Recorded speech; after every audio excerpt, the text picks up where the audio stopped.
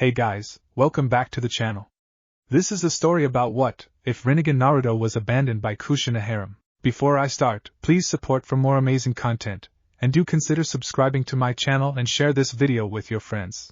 This is written by Soul Embrace 2010 and link in the description and support writer. Let's start the video. Uzumaki Namikaze estate. 2-san. Ka-san. Tsubaki. I did it. Did you see that? Cheered an 8-year-old girl with bright, long red hair with yellow ribbons around the end of her hair, bright, neon violet eyes, and a round face. She wore a red t-shirt, combat pants, and blue ninja sandals. She looked an exact copy of her mother with the exception of the yellow strands that outlined her hair, and the fact that she is younger. That was amazing, One-chan. Squealed a 7-year-old girl with dark, long blood red hair, bright blue eyes, and wearing a red t-shirt, a black shirt, and blue shoes. She looked similar to her mother and her sister with the exception of her dark red hair. That's great, Narumi-chan. Applauded a handsome man with spiky blonde hair with 2 long bangs down the side of his face. He had ocean blue eyes and an angular face. He wore a dark blue, long-sleeved shirt, black sweatpants, and stood about a height of 5'8". At the moment, the man, Minato Namikaze, the 4th Hokage of Konohagakure and the Yellow Flash of Konoha, was watching his daughter train. This girl, now known as Narumi, is the daughter of both Namikaze Minato and Uzumaki Namikaze Kushina. Narumi smiled and continued her training on sensing her chakra and calling it out. She just started training with chakra and her dad was teaching her how to control it. Great job, Narumi-chan.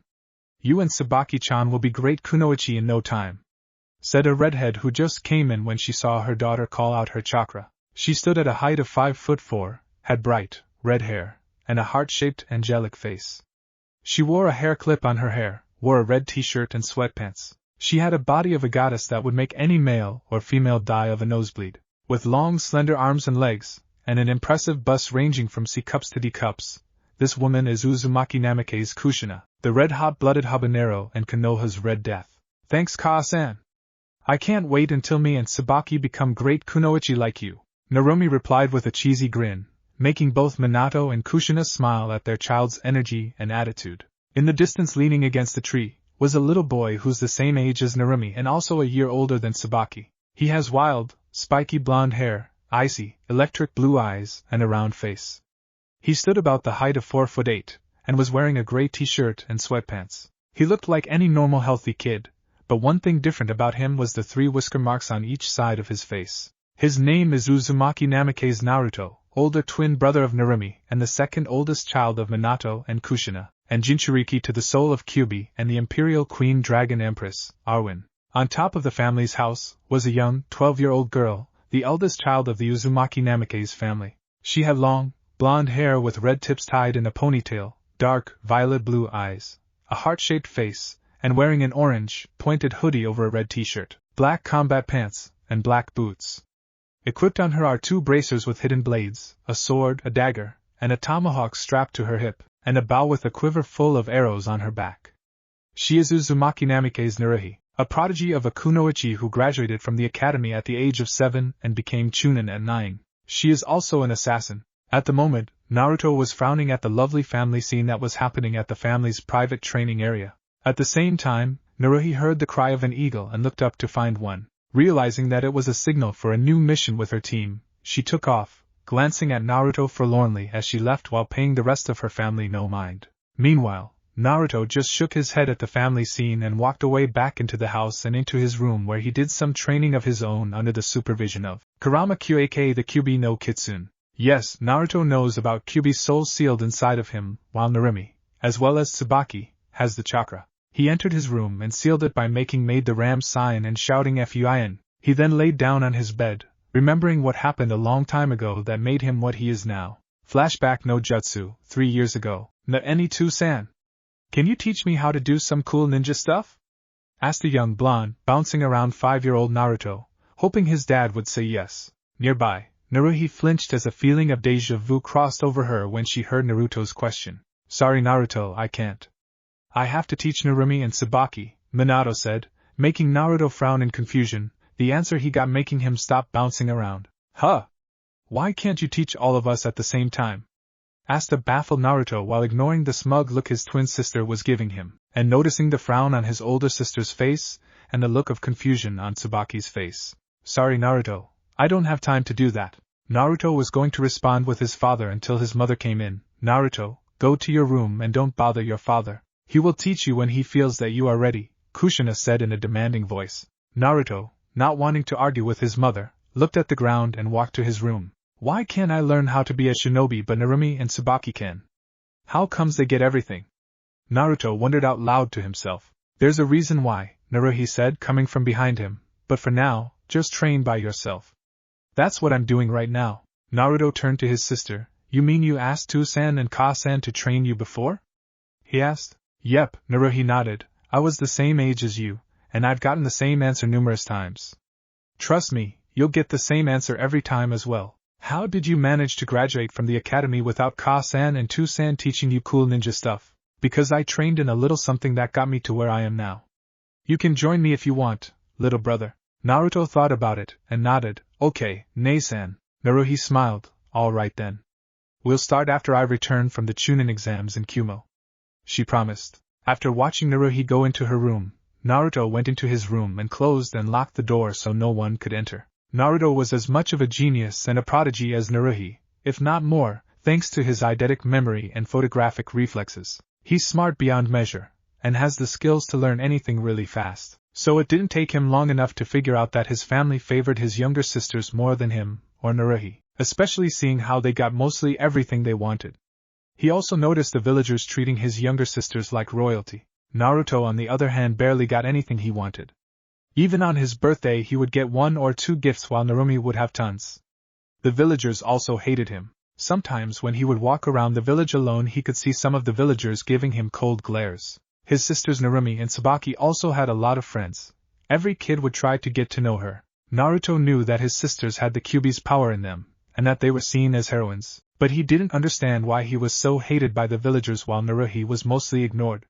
He laid on his bed and closed his eyes so that he could some rest. Unknown location. Naruto opened his eyes to find himself in an open field with one side of it having a cloudy blue sky and beautiful flowers while the other side having a clear violet sky and grass. Suga. Where am I? In the plane between dimensions, said a heavenly voice from behind Naruto. The blonde jumped and turned to find 3 women with equally enchanting beauty. The one in the middle has golden blonde hair with shining blue eyes. She has a perfect hourglass figure with D-cup breast. Her outfit consists of a shoulderless white dress with long sleeves, a long skirt, and white ninja sandals. She is Kami, goddess of light and order. The one to her right has jet-pitched black hair with red eyes. She also has a perfect hourglass figure with C-cup breast. Her outfit consists of a black tank top with black pants and black ninja sandals. She is Yami, goddess of darkness and chaos. The final one has silvery white hair and green eyes. Like the other 2, she has a perfect hourglass, an E-cup breast. Her outfit consists of an upper kimono with a light gray hakama and black ninja sandals. She is Shinigami, goddess of life and death. Who are you 3, and how did I get here? Naruto asked, while getting the feeling making these 3 mad at him would spell the end for him as the 3 ladies kneeled in front of him to get to his level. I am Kami, goddess of light and order. The golden blonde female said, making Naruto's eyes widen, and these are my sisters, Yami, goddess of darkness and chaos, and Shinigami, goddess of life and death. Hi! Yami greeted, flashing a dark smile at Naruto, making him shiver. Nice to meet you, Shinigami said, ruffling Naruto's hair. Nice to meet you all too. It's an honor to meet 3 beautiful goddesses such as yourselves, Naruto said while flashing a foxy smile at them, making Yami and Shinigami blush. But I have to wonder, why you all want to meet me of all people? Because we have an offer for you Naruto-kun, since you're the only soul who fits our requirements, Kami said, getting straight to business. But before that Yami now smiled a mischievous smile. There are a couple people we want you to meet, Shinigami said as a swirl of light and darkness encircled the 3, and they disappeared from the plane between dimensions. Naruto's mindscape. Naruto's vision returned to see that he was in a sewer, and in front of him was a giant gate with a seal on it. He didn't know where he is now. He looked around to find that Kami, Yami, and Shinigami were not there with him. Anyone there? Naruto called out. What he got was a giant roar from the other side of the gate, which scared the crap out of him. Who's there? Roared a giant beast, which Naruto could make out was a fox with orange-red fur and 9 tails. Next to the fox is a dark silver dragon a few feet from the cage. It has a big body the size of the fox with a large head with massive teeth, glowing golden eyes, strong legs, massive wings, and a long spiked tail. Naruto just stood there too shocked and scared to say anything. The fox and dragon looked down, saw Naruto and both started to chuckle. So our jailer finally graces us with his presence, the fox said grinning, showing off 2 rows of pointy teeth. Naruto got out of his shock and looked at the fox, confusion written over his face. Jailer? And who are you two and where am I now? Naruto asked. Yes, you are our jailer. And to answer your question, I am the great and awesome Bijou, the Kyuubi no Kitsune. This one right next to me is Arwen, the Imperial Queen Dragon Empress, and we are in your poor excuse of a mindscape. The fox replied, now known as Kyuubi. Naruto's eyes widened in shock. The Kyuubi sealed inside him, along with the dragon? He heard stories of different dragons and the Kyuubi, but didn't really pay attention because he was too small and didn't go to school yet. I can see the dragon, but you're the Kyuubi? I thought you were dead. Naruto stuttered, who's shakily pointing at the giant fox. And how did you end up sealed inside me? He added, pointing at Arwen now. Arwen shook her head. Like my kind, no mortal can kill a Bijou child. As for me, I was flying around and well, curiosity got the better of me and got caught up in the ceiling. Naruto paled. Are you going to kill me? He asked fearfully. Kyuubi and Arwen shook their heads and looked at Naruto, chuckling. Of course we won't, Kit. We saw your memories and I must say that your father, my former jailer, and the villagers are complete idiots. Kyuubi said, making Naruto was confused, slightly turned his head to show it. Kyuubi saw it and continued. Your father, who did the sealing, sealed my young chakra in your twin sister and a year later, my yin chakra in your younger sister, believing that they could control my powers, while he sealed my soul into you. Because of this, he is still alive for using the Shinigami to seal me, but seeing that Shinigami-sama didn't seal all of me into one person, your father's personal touch to my soul split me up and sealed me into 3 babies. But in return he probably lost about 1/3 his lifetime, making him die early than he's supposed to. Naruto nodded, showing that he understood and taking the information in slowly. Your father and mother, the latter being Kyuubi's former container, are training your sisters early so that they can control Kyuubi's powers, which is next to impossible without the soul being Kyuubi because of the pure destruction that it contains. Arwen said.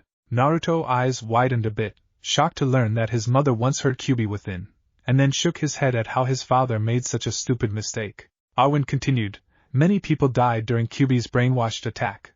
Many people lost family members, friends, brothers, and sisters. Somehow, it was leaked out to the villagers that you have Kyuubi's soul sealed into you, and hate you for it seeing as it reminds them of the people they lost. They think that you are Kyuubi incarnate, and that is why they hate you, thus making your life a living hell. Naruto nodded, understanding what Kyuubi and Arwen were saying. Why his mother and father favored Narumi and Tsubaki the most. He looked at the ground sadly, thinking that the villagers were right about him being Kyuubi. Kyuubi sensed this and snarled, Hey! Naruto!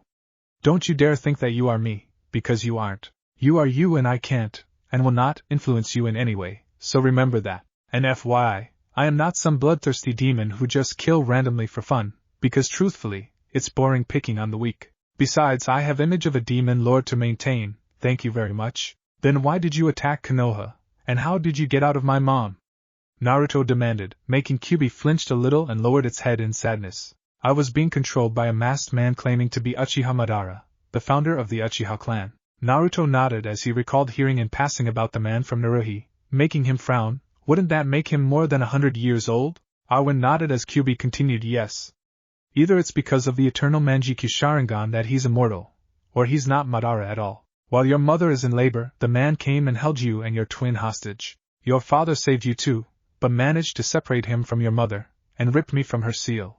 He then used his blasted Sharingan to trap me in a genjutsu to control me. What she doesn't know yet is that that man's Sharingan has the same energy signature as Namikaze Minato's scarecrow of a student, Arwen thought to herself. Naruto only nodded since this was a lot to take in for a kid his age. At the same time he was thinking, he suddenly came to a conclusion and looked at Kyuubi with determination in his eyes. If that's the case, I'll beat this masked guy for you, Naruto declared, shocking Kyuubi and Arwen. You seriously think you can beat him? Kyuubi asked, reeling from the shock. Yeah. Naruto thumps his chest proudly. You can count on me, only if you train him. Chided a familiar, heavenly voice. Naruto turned to find Kami, Yami, and Shinigami. Kyuubi and Arwen suddenly paled. Kami-sama. Yami-sama!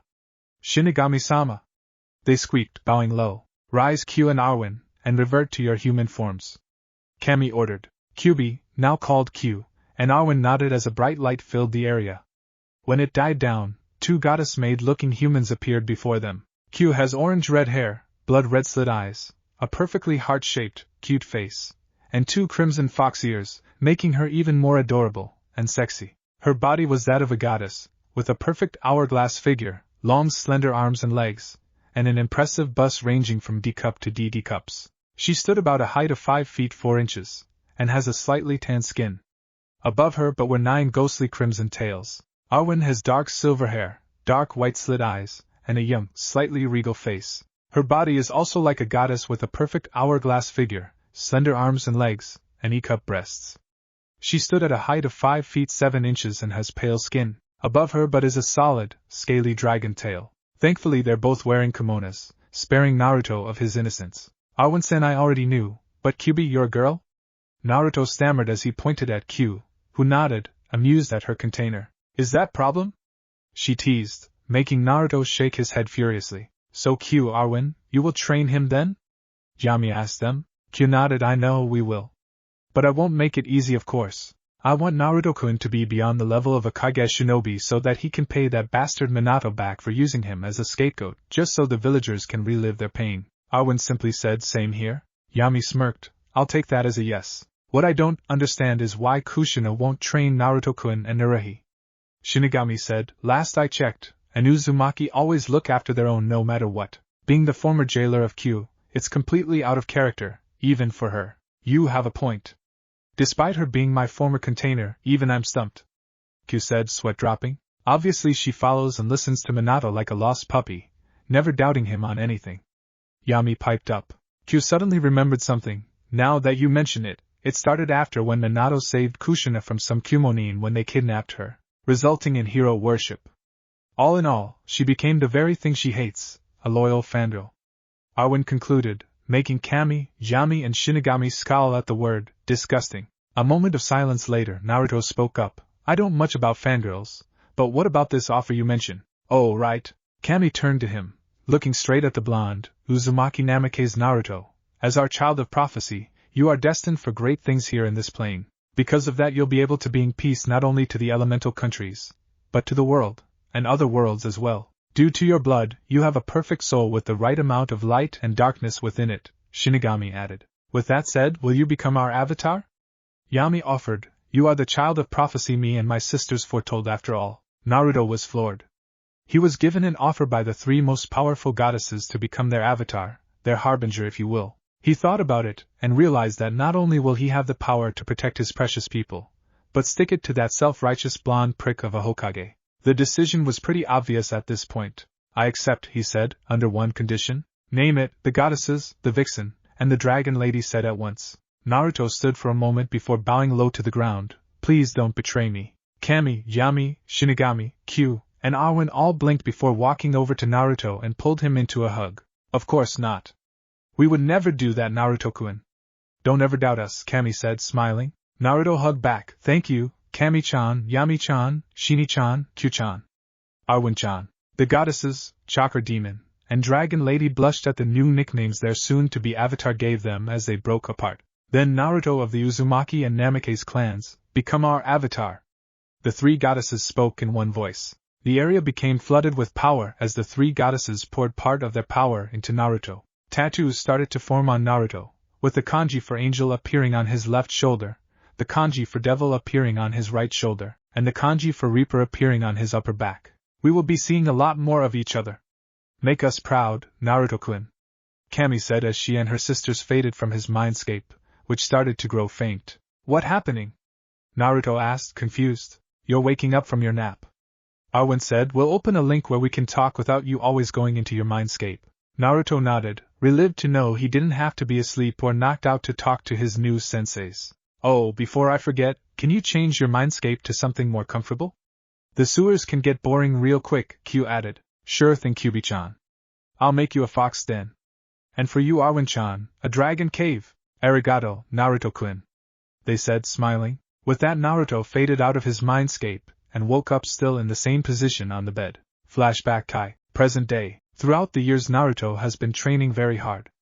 Every day, he would train himself until he was exhausted and couldn't move. He would usually train in his room or in a secret training area where his so-called parents wouldn't catch him. On occasion he would train with Naruhi, who recently became a newly minted Chunin, and would take the time to teach Naruto what she learned in the field whenever she could. Since he was a kid he couldn't lift weights yet or else he would damage his muscles, so Q gave him a routine he would have to do every day, proving herself to be a psychotic teacher. He mostly worked on his endurance and stamina, but would also build his muscular strength with body weight exercises such as push-ups, sit-ups, pull-ups, body squats and crunches.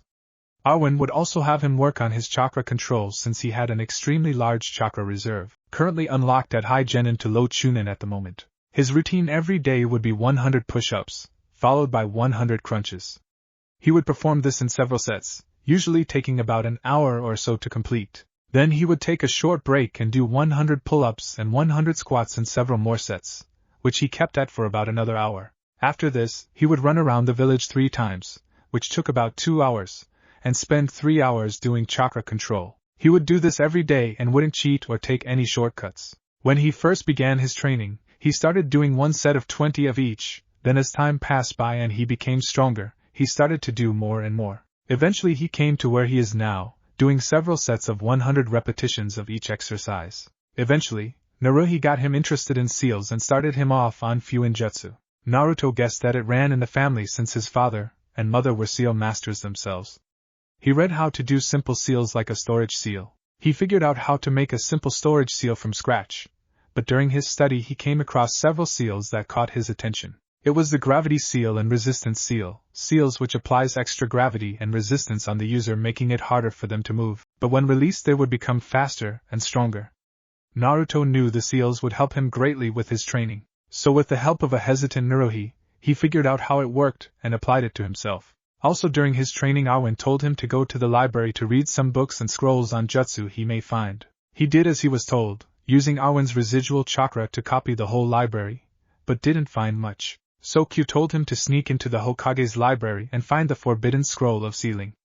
Naruto did what he was told and surprisingly, he actually got in. Q then instructed him to find a jutsu called Kage Bunshin no Jutsu, shadow clone technique, and for him to know the hand seals and how to do it. It didn't take him long to find it since it was the first thing on the list.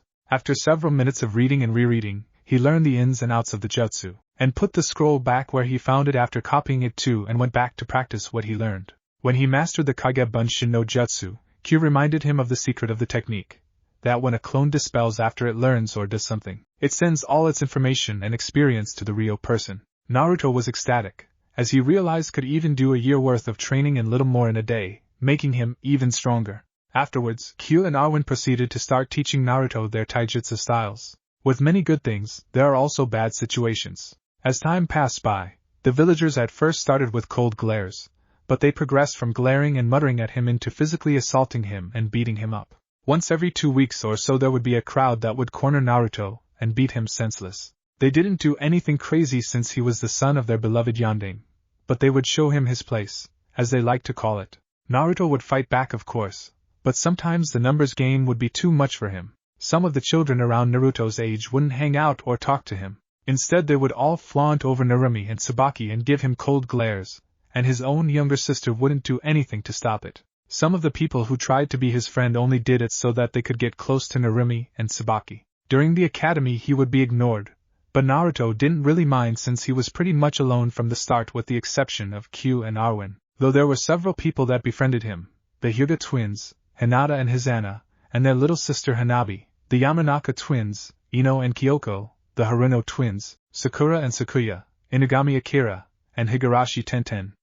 Also among his true friends were 2 of Kushina's former students, Yuhi Kurinai and Mitarashi Enko, Inuzuka Hana, Akira's older sister and also Kushina's former student, Kato Shizen, student of the Slug Sannin, Naruhi's teammates Yuzuki Yugao and Itachi Uchiha, Uchiha Satsuki, Uchiha Mikoto, Shirani Gemna, Gekko Hate, Marino Ibiki, and the Ichiraka family from the ramen stand. A/N, Hizana and Kyoko are the alternate Hinata and Ino from Road to Ninja, personality-wise. Kurinai, Enko, Yugao, Hana, Shizen, Gemna, and Hate helped Naruto one time when the villagers beat him. while Ibiki went on to teach those villagers a lesson during a torture session. After that they became friends, but at times he would stay a safe distance away from them so that the villagers wouldn't try to target them, too. But the others would have none of it, and proceeded to hang around Naruto whenever possible. Itachi had found him during one of his training exercises and watched in silence. He was impressed by Naruto's determination and hard work and eventually talked to Naruto. He asked why Naruto was training by himself, and where his family was. Naruto's answer was, "I am nothing to them, only extra baggage." But that'll change soon. Itachi was shocked, but understood what he meant. He often saw Naruto along with Naruhi walking behind their parents with bored, expressionless faces, just talking to each other and acting as though they weren't with their family. After that, Itachi often visited Naruto as much as he could and helped Naruhi with Naruto's training, as he saw much of himself in Naruto, particularly with regards to his intellect and talent.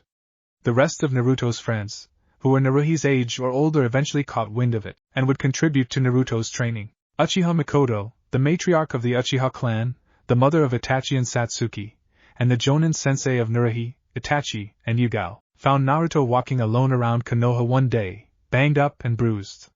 She asked why he wasn't with his parents, and why was he looking roughed up. He gave them the same answer as Itachi while keeping silent about the recent beatdown he fended off. Mikoto was furious, pissed the hell off, and decided to march over to the Namikaze estate and give her two friends a piece of her mind. Naruto tried to stop her, saying it wouldn't matter, but she didn't listen to him, and instead dragged him with her to the Namikaze estate. He still remembered what happened that time. Flashback no Jutsu, 1.5 years ago, Uchiha Mikoto barged through the gates of the Namikaze estate, dragging a blonde-haired boy with her. Uzumaki Namikaze Kushina. "Get your ass out here right now!" roared an enraged Mikoto. Moments later, Kushina and Minato came into the front of the door to find Mikoto holding their son. Naruhi trailed far behind them, her widening at the state her brother in. "Mikoto, why are you here? And why is my son with you?" Kushina asked, confused, since she thought that Naruto was in his room. "What? I can't visit my best friend or something? I'm here because I found your son walking around Konoha alone, not to mention looking like he just got out of the Third Great Shinobi War." Mikoto replied loudly. "Really? Oh. Thanks, Mikoto-chan, for finding my son. We'll take it from here," Minato said while telling Naruto to go to his room, which he did, but stayed back behind Naruhi so he can hear the rest of the conversation. "Did you even know that your son was outside and hurt?" Mikoto asked, trying to figure out her friends. "No, but I thank you again for finding him," Kushina replied. Mikoto narrowed her eyes, and in the corner of her eyes she noticed two redheads that were training in the family training ground. This got a question that she wanted to ask them. Why are Narumi and Tsubaki training to be kunoichi early while Naruto is sent to his room? "We decided to train them early," Kushina explained. "They both have the Kyuubi's power sealed into them and they have to know how to control it." "Are you serious? What about Naruto and Naruhi?" Mikoto's tone getting colder and colder by the second, which was starting to scare Kushina and Minato. "I'm sorry, but those two are none of your business," Minato said, "but we'll train Naruto and Naruhi in our arts when they're ready." "What? Don't they even know that Naruhi's a Chunin?" Mikoto stood there, glaring bloody cold kunais at the two. "I understand. Sorry for asking a stupid question, Namikaze-san." Minato and Kushina flinched at the sudden change in their friend, but just tossed it aside thinking it wasn't anything serious, as Mikoto whipped around and walked away, too pissed off to say goodbye. What the hell is going on with her? She wondered. Kushina is now what she hates, a fangirl. It can't be his doing, can it? Flashback Kai, present day. After the incident, Mikoto helped Naruto and Naruhi the best as she could. She would do anything from cooking them lunch to giving Naruto advice on his training since she herself is a jonin. She also allowed Naruto join in on her squad's training. She also tried befriending him with her youngest twin son and daughter, Sasuke and Satsuki. Satsuki was all for getting to know Naruto, and quickly became friends with him, but to Mikoto's disappointment, Sasuke adopted his father personality at a very early age, which was being arrogant with a stick up his ass. Sasuke would say things like, "That kid isn't worth my time," or, "The Uchiha are the best," to Naruto and Satsuki's annoyance. But at least Itachi befriended him, which made Mikoto happy, though she wished he had a friend his age, though Naruto didn't mind. His relations with his family, however, became much worse.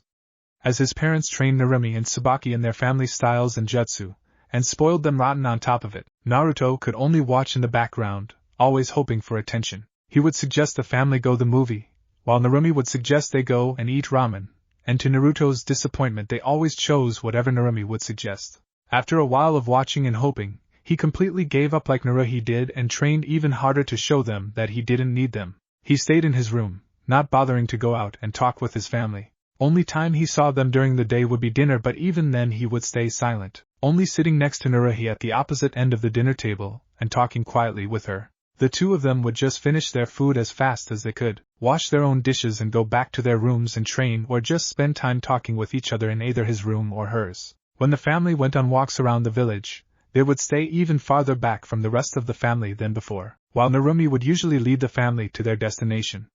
He avoided attention as much as possible by being quiet, or staying in corners where no one would see him. During parties he would only be there for an hour or so until he got tired and left. Sometimes Narumi and Tsubaki would ask him and Naruhi to play with them, but they would turn them down, saying that they were busy. In his free time, Naruto would usually read books of various kinds, fiction, jutsu, seals or anything ninja-related, even some history and philosophy. He would also write, draw, and tend to his own garden on the balcony connected to his room. When his parents weren't around, he would work on improving his Fuinjutsu, aiming to surpass his parents since they were seal masters. Naruto got up and started to do his daily workout.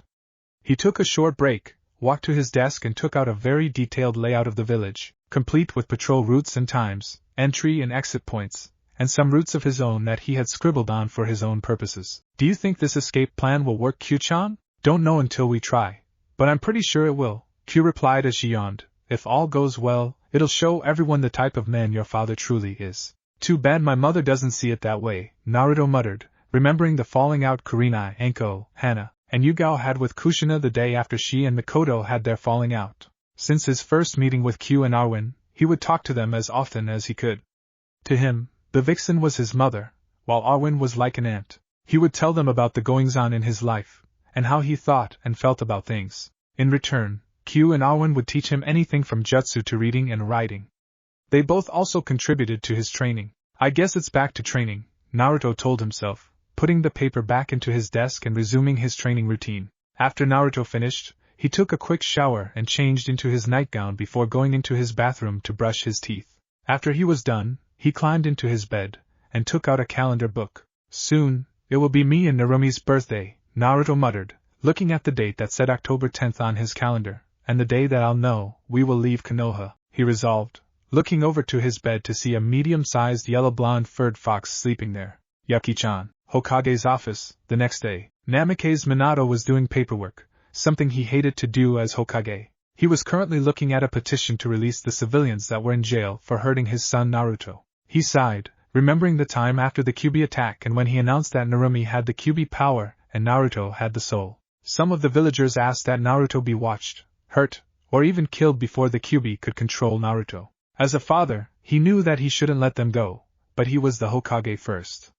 He was not just any Hokage, but the best Hokage ever to lead Konoha so far. As Hokage, he knew that the village came first, and family came much, much later. He knew the pain of the village after the Kyuubi attack, and with Naruto having the soul of the Kyuubi, he knew that the village would target him. He knew it was bad, but the village needed a scapegoat, and despite how young Naruto was, he was the only person to fit the bill. The best he felt that he could do was to reduce what they did to him.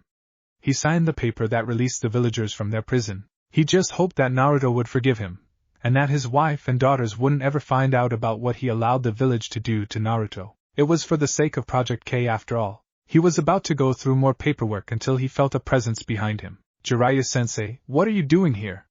Minato asked while he quickly approved the request to release the prisoners. "It seems like I could never hide from you, my former student," Jiraiya said as he jumped through the window. "I ask you again, why are you here?"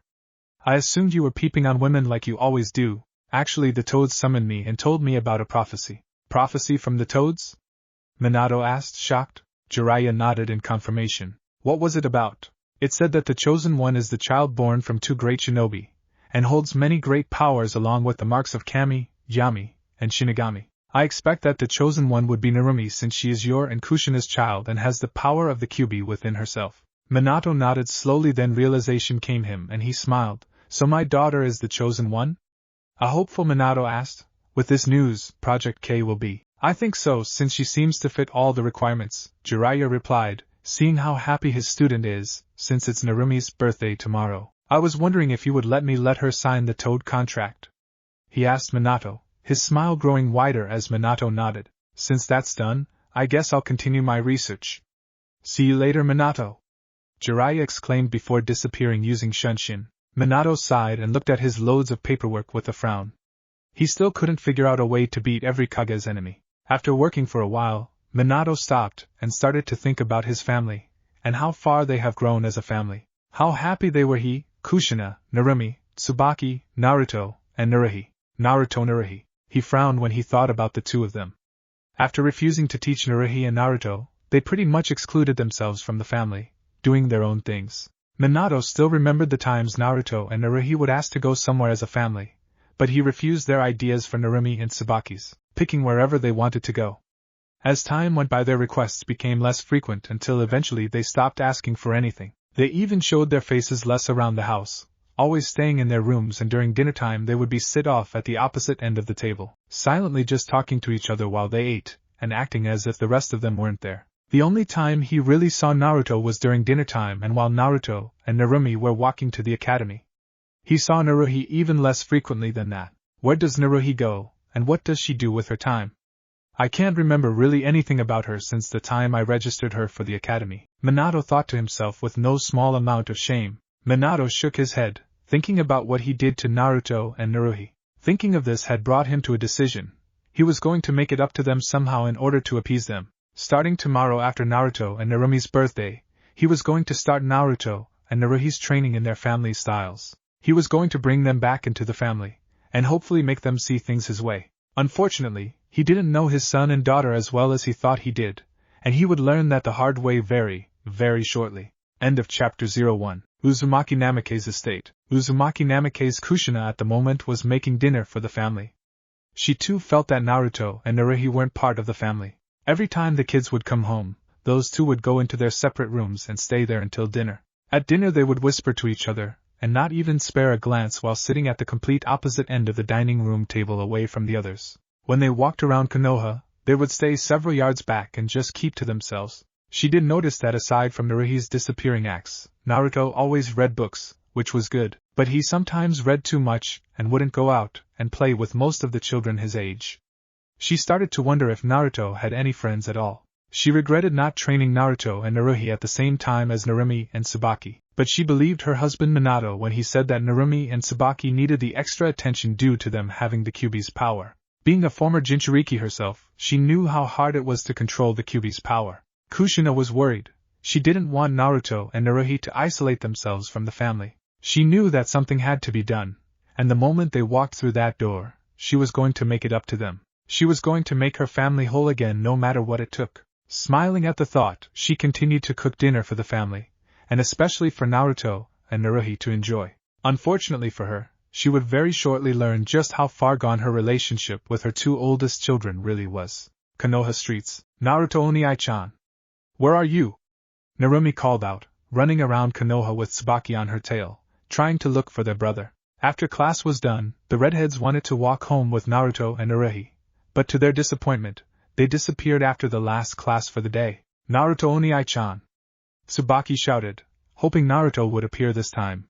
When there was nothing in return, she and Narumi started to walk home. Truthfully, Narumi loved Naruto a lot, maybe more than she should, and was sure Tsubaki felt the same way. Lately, she would always try to play with him, but Naruto always turned her down saying he was busy.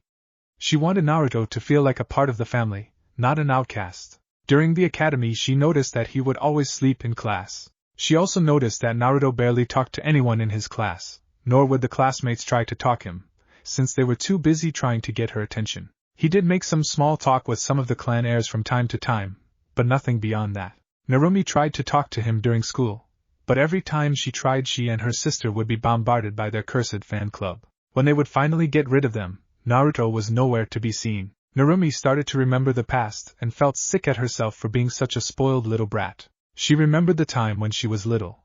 After her dad told Naruto that he had to train her and Tsubaki first, she started to tease Naruto about it. She would say childish things like the family loved them more, or show Naruto what she learned to make fun of him. Tsubaki herself never did those things, and would occasionally stop Narumi from showing off. When Naruto would suggest they go somewhere, Narumi would always try to one-up him by suggesting they go to another place, knowing that every time their parents would choose her suggestion over his. There were times when Tsubaki suggested they go to the places Naruto would suggest, but sometimes Narumi would overrule him. Remembering these things made Narumi just wanted to go back in time and punt her younger, spoiled self into an active volcano, preferably Mt. Fuji. Narumi and Tsubaki walked home alone, another day without Naruto, or even Naruhi.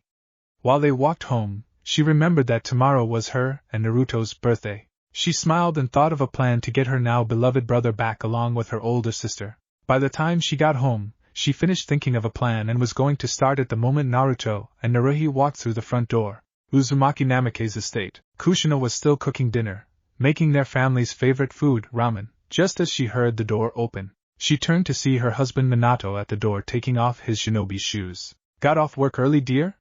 Kushina asked. Minato looked up to see his wife in an apron cooking dinner, making him smile and nodded yup. As he walked into the kitchen, he gave his wife a kiss on the cheek, and then saw that she had concern written on her face. What's wrong, Kushina-chan? He asked. It's Naruhi and Naruto. I feel like they're not part of the family anymore, Kushina said sadly, and she started to tear up, prompting Minato to hug and try to cheer her up. It's okay, Kushina-chan. Starting tomorrow after the birthday party, I will be starting Naruto and Naruhi's training, he said, trying to relax his wife. Kushina looked at Minato with a smile on her face. I bet they'll love that. I know they will. Just then the door swung open and Narumi and Tsubaki came barging in with determination in their eyes. Kao-san, make lots of ramen today! Narumi yelled as she and Tsubaki went to their rooms to change out of their kunoichi outfits.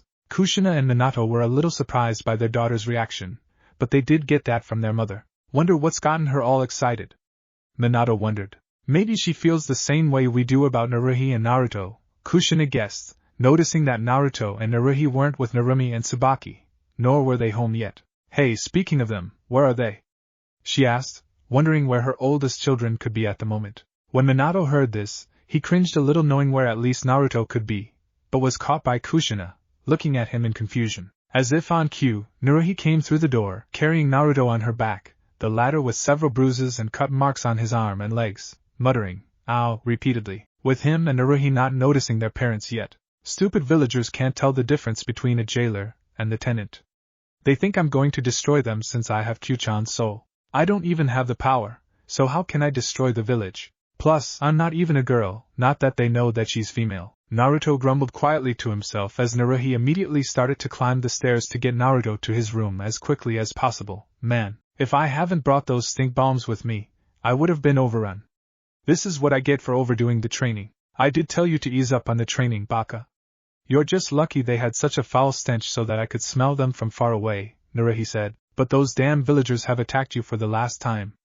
Next time, I'll pump them full of poison, she muttered in herself. Naruto sniggered at that. You do that then. No doubt Yuki-chan's worried sick about me. Kushina looked in shock to see her son was injured, while Minato looked away. Kushina quickly ran to Naruhi and Naruto with Minato following shortly behind her. Naruto! Naruhi! She called out. Naruhi turned around to see both Kushina and Minato looking at her and Naruto. Yes? Was Naruhi's curt reply. What happened to your brother? A worried Kushina asked, looking at his damaged form. Naruhi was about to reply when Naruto cut across her. Oh, this? I was climbing a tree, but slipped and fell down. I'm fine, really. Naruhi frowned at her brother. She was going to tell her parents what really happened, but now that she thought about it, it wouldn't do any good. Kushina didn't want to leave Naruto alone, but guessed that Naruto is fine as he said, so she let him go. Well, okay then, Kushina responded, though her doubt about Naruto's answer could be heard in her tone. If you're okay, then clean up and get changed for dinner. Naruto and Naruhi nodded, the latter carrying him back to his room. When they got in, Naruhi set to work healing Naruto, as a yellow fox that was sitting on Naruto's desk bounded off it and leapt into Naruto's lap. Hey there, Yukikaze-chan, Naruhi greeted, with the little fox yipping in return, before turning to Naruto and barking at him. Hey Yuki-chan, no, I'm fine, okay, they got the jump on me, but Nei-chan saved me. Take you with me next time? I don't want you to get hurt even so. Fine. Naruhi giggled at the exchange between the little fox and her master. She remembered the time when she witnessed Naruto save Yukikaze during a morning run in the forest when he was 6 years old. Her leg was caught in a stray trap and the noise attracted some villagers who of course hated foxes. Yukikaze would have been made a fur coat if it hasn't been for the quick thinking of Naruto, who used a smoke bomb made for him by Naruhi to disorient the crowd. He sneaked his way to the snare and quickly dismantled it, freeing the little fox. As Naruto took her to see Hana, it left Naruhi to give the fox-hating villagers a little taste of hell. Yukikaze had to stay with Hana for a week to recuperate and heal her injured leg, with Naruto visiting every day. When Yukikaze was released, she stuck to Naruto like white on rice, forever grateful to her blonde savior, and pledged her loyalty to him. Figuring that Yukikaze was going to stay with Naruto forever, Naruhi put a seal behind their ears so that they could communicate telepathically, thus learning that the little fox's name was Yukikaze, her nickname was Yuki, and that she was a girl. I guess Yukikaze-chan's cured of that cold now? Naruhi asked as she finished healing Naruto. Yukikaze barked, nodding rapidly. She's not letting me out of her sight anymore after seeing my injuries, sick or not, Naruto grumbled. Naruhi laughed. I swear, you two would make the perfect couple, if she doesn't mind sharing you with other girls. At Naruto's confused look, she giggled. You'll understand when you're older. Dinner came and Naruto and Naruhi came out of their rooms, both wearing the same clothes, a black t-shirt and black track pants. Yukikaze posed as a stuffed animal that's sitting on Naruto's shoulder. When they got to their spots on the table, they felt their family's eyes on them. Naruto looked up and to his surprise his family was waiting for him and Naruhi, with smiles on their faces. Even Narumi and Tsubaki seemed to be waiting for him. Usually Narumi would be attacking the food by now, especially when it was ramen being served. What in the bluest of blue hell is going on here? Naruto wondered to himself. Maybe they finally noticed they have a son and a daughter, Arwen guessed sarcastically, she and Q seeing what Naruto sees, and in Narumi and Tsubaki's case, a brother and a sister, KH. We'll see about that. Naruto looked over to Naruhi, who was sporting the same confused look, and shrugged it off as she started attacking her ramen. Shaking his head, Naruto took out his chopsticks to eat his ramen. When he ate the first bite, the family started eating their ramen. Okay, what the hell? Just what the hell is going on to make our family change so suddenly? Naruto thought to himself as his surprise became suspicion. So Naruto, how was your day? Kushina asked, wanting to know about her son's day. Naruto was surprised that his family actually talked to him. He was slightly happy that he was finally getting attention, but that was easily washed away with anger. You gotta be fucking kidding me. So now they notice me after all this time? Ha!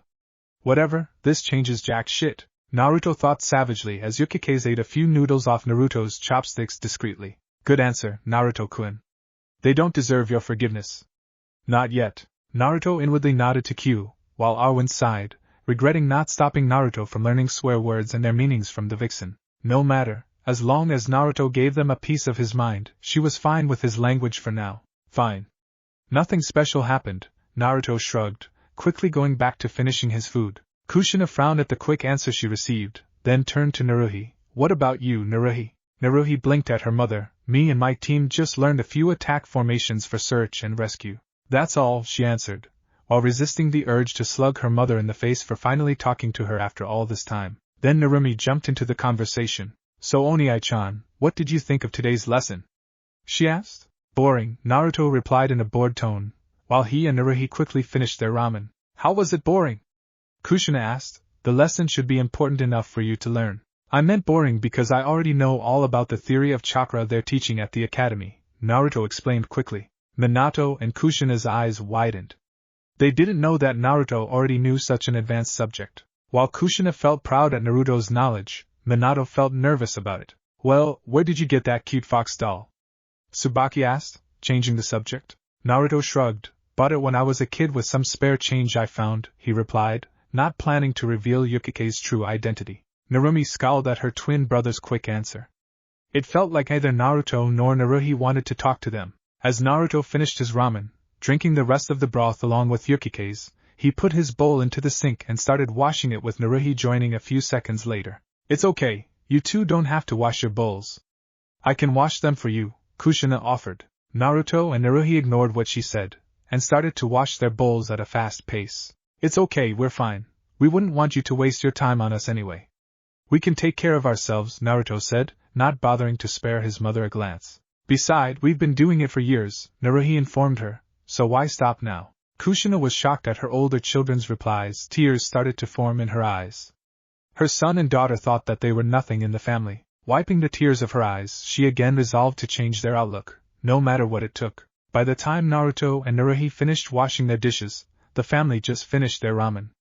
Since they loved ramen, they ate it pretty fast. Naruto and Naruhi were quickly heading back to their rooms until their father called them back and told them to head to the living room for a meeting. Ah crap, Naruto groaned inwardly, but went to the living room anyways and sat on the couch until his family came. When they finished washing the dishes and everything, they joined Naruto and Naruhi in the living room. Narumi sat next to Naruto and Tsubaki sat next to Naruhi, while Minato and Kushina sat across them. Now Naruto, Naruhi, I have news for you that will make you too happy, Minato announced. Naruhi just blinked while Naruto raised an eyebrow at him. As Minato continued, I'm happy to say that starting tomorrow, you'll be starting your training in the family arts, he said proudly. Does that mean Oniai-chan and Wani-chan will be practicing with us?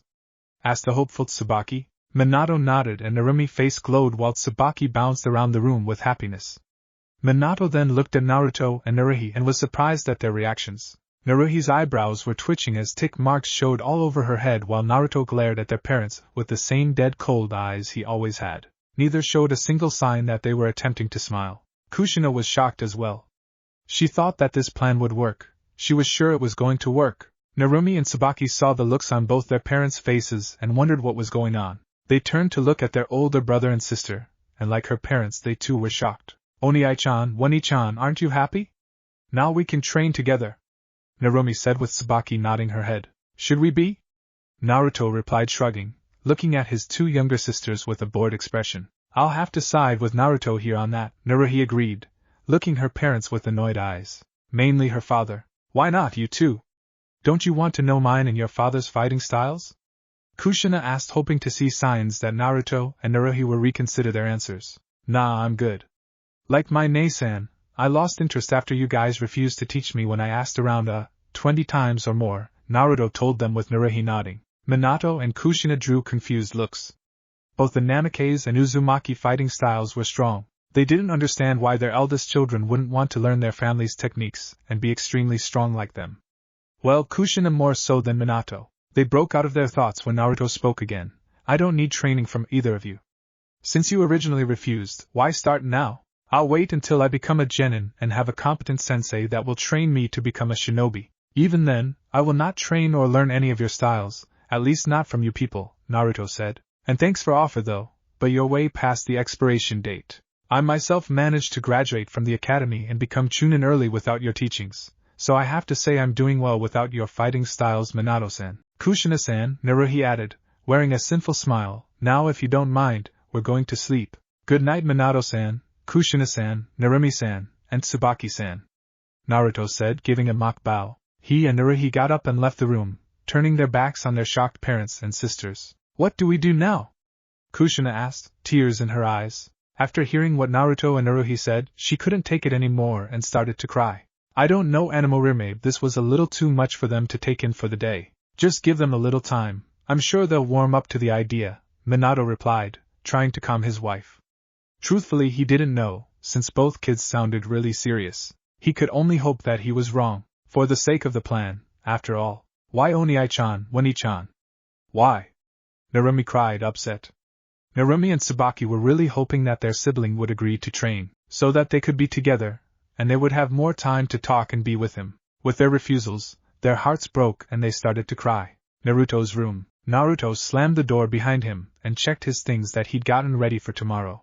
He was still in a foul mood from the conversation he had with his family. Why those dash? They notice me now and think that I would forgive them because I get to learn their fighting styles? Ha, as if! He mentally yelled. Calm down, Naruto-kun, it doesn't matter. You just need some sleep so that you can focus on the plan tomorrow, Q said, trying to calm Naruto down with Arwen and Yukikaze agreeing. What Naruto didn't know is that Q and Arwen liked Naruto, and it hurt them both to see him angry, especially with what happened today. Q and Arwen themselves were angry with his parents for noticing their son now. After almost 9 years, Naruto needed to rest so that he could focus on his escape plan for tomorrow. I understand, Q-chan, but I'd rather head to my mindscape to make sure I'm ready, Naruto said as he finished packing his things and got to bed. Can I join you, Naruto-sama? Yukikaze asked, as she laid down to rest next to Naruto's pillow. Sure, Yuki-chan. Tomorrow is when we finally leave this dump called Konoha, and the last thing we need is their so-called top ninjas trying to stop us. Naruhi's room. Like her brother, Naruhi slammed the door behind her and paced her room, fuming. That man, her father, had a lot of nerve offering what he did. She was not going to dance to his tune, especially after what she found out when she snuck into his office to learn the Kage Bunshin no Jutsu from the forbidden scroll of sealing. It all started when she was 5 years old herself. She was in the same position as her little brother Naruto when she asked her parents for training. When they denied her, she kept badgering them for about half a year until she realized that they wouldn't budge on their decision. So she took matters into her own hands. Raiding the family library, she found several scrolls that interested her. The scrolls were detailed documents on a special group known as the Assassins. A retired assassin who married an Uzumaki brought them into the clan. Uzumaki Mito brought the scrolls into Konoha when she married the Shodaime Hokage, Senju Hashirama. They were collecting dust in the Uzumaki library until Naruhi got them out. During the raid, she learned from several notes that the Kage Bunshin no Jutsu is useful for training purposes, since the total amount of experience the user gains is multiplied by the total number of clones being used to train. And since Naruhi was born with an abnormal amount of chakra like her siblings thanks to the Uzumaki bloodline, the jutsu was perfect for her. So while her father was in a council meeting, she snuck into his office and learned the technique from the forbidden scroll of sealing. During the process, however, she noticed a small booklet titled Project K on the Hokage's desk. Curious, she flipped through it, and while she couldn't understand most of it, but it involved her family and mainly her little sisters. Despite having a photographic memory herself, she used the remaining time her father was in the meeting to copy most of the key points of the book before leaving. As the year went by, her intelligence increased, and the more she read through the key points of Project K, the more she became enraged. She couldn't believe what her father is planning for her two little sisters' future, and when it got to the point when she fully understood the plan, she snapped during a mission and single-handedly wiped out a platoon of bandits who were selling young women and children. And the worst part about it was that she couldn't tell anyone, not even her own mother, due to the fact she didn't know if she was in on it or not. But now, in the present time, it was all going to change. The truth was going to come out on her sibling's birthday. And she would see if Kushina knew or not. If she knew, then fuck her. She'll be just another puppy, a stupid, sickening fangirl. If she didn't know, then it was all her father. She hated the bastard.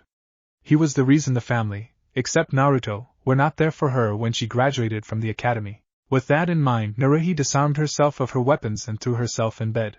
There was a time when I hated my little brother and sisters, because I thought they took the love and attention my parents had for me, Naruhi mused. But when I learned about Project K, it wasn't the case. My hatred was misplaced. And now, that hatred is reserved for that man. I will protect my little brother and sisters. As for my mother, we'll see. Naruto's mindscape. Look guys, I know we're all in agreement with leaving Konoha. But are you sure we should leave your mother and sisters? Especially after what Naruhi-chan learned from the Hokage's office? Arwen asked, worried. Naruhi-ne-chan says she'll handle it, Naruto replied as he focused on the image of his usual personal training grounds. Oh right, Arwen mumbled, but what about that Hyuga incident? What if Kumo decides to go after Hinata, Hizana, and Hanabi again, even after Naruto saved them? It's all right, Arwen-sama, Yukike said, calming her down. Naruhi-chan will still be here in Konoha. Besides, she has a plan of her own. A flash of light later, the training grounds appeared. They were similar to the usual training grounds found in Konoha, but they were larger. It was this place that had allowed Naruto to become so strong. He would come here to learn, make and perfect techniques. An hour in the real world would equal a day in his mindscape. Combining that advantage with upwards of 100 Kage Bunshins, and learning anything quickly became inevitable. Before Naruto proceeded to train in advanced techniques, he broke into his family's jutsu vault and copied the library into his own inner library with Arwen's chakra. The first thing he had learned was the Uzumaki clan's dojutsu, the Rinnegan. Originally used by the legendary Rakuta Sannin, it allowed him to use all 5 elemental natures, along with the 6 paths techniques. He also discovered chakra chains, which were used exclusively by the Uzumaki clan. They were so strong that they could hold down the most powerful of tailed beasts, as evidenced by Naruto practicing it once on Q and Arwen in their true forms. While both were pissed off, their thoughts derailed when they changed back into their human forms with the chains wrapped around them in an erotic way, and both ended up with nosebleeds, knocking them out with perverted thoughts. Next, Naruto began learning both the Rasengan and the Haraishin. Even though he hated his father, he knew that the techniques the man created were amazing, and would be a boon to his ninjutsu arsenal. It took one day in the mindscape for Naruto with multiple Kage Bunshin to master all 3 steps of the Rasengan. However, he was upset that the Rasengan was an incomplete technique, but when Q told him that elements could be added to complete the Rinnegan, Naruto immediately set to work. In 6 months, he managed to complete fire, water, wind, earth, and lightning Ringans with different variations of each. In a year, he completed sub-elemental versions of the Rinnegan, along with other non-elemental versions of the Rinnegan. Then, he proceeded to learn the Uzumaki Dojutsu, the Rinnegan. Naruto was surprised to learn that it was the most powerful dojutsu in the elemental countries, and it allowed Naruto to use all the stages of the Sharingan, the Hyuga clan's Byakugan, and the long-lost Rinnegan, or Mirage I/N, Ranmaru's dojutsu from the filler. But for now, Naruto maximized his usage of the Kage Bunshin no Jutsu to quickly master all 7 paths of the Rinnegan. The end result got him bedridden in his mindscape for several weeks. Before Naruto could learn the Haraishin, he went to work on Fuinjutsu after he recovered. After 3 months of going through Namikaze style and Uzumaki style Fuinjutsu, he set to work on the Haraishin.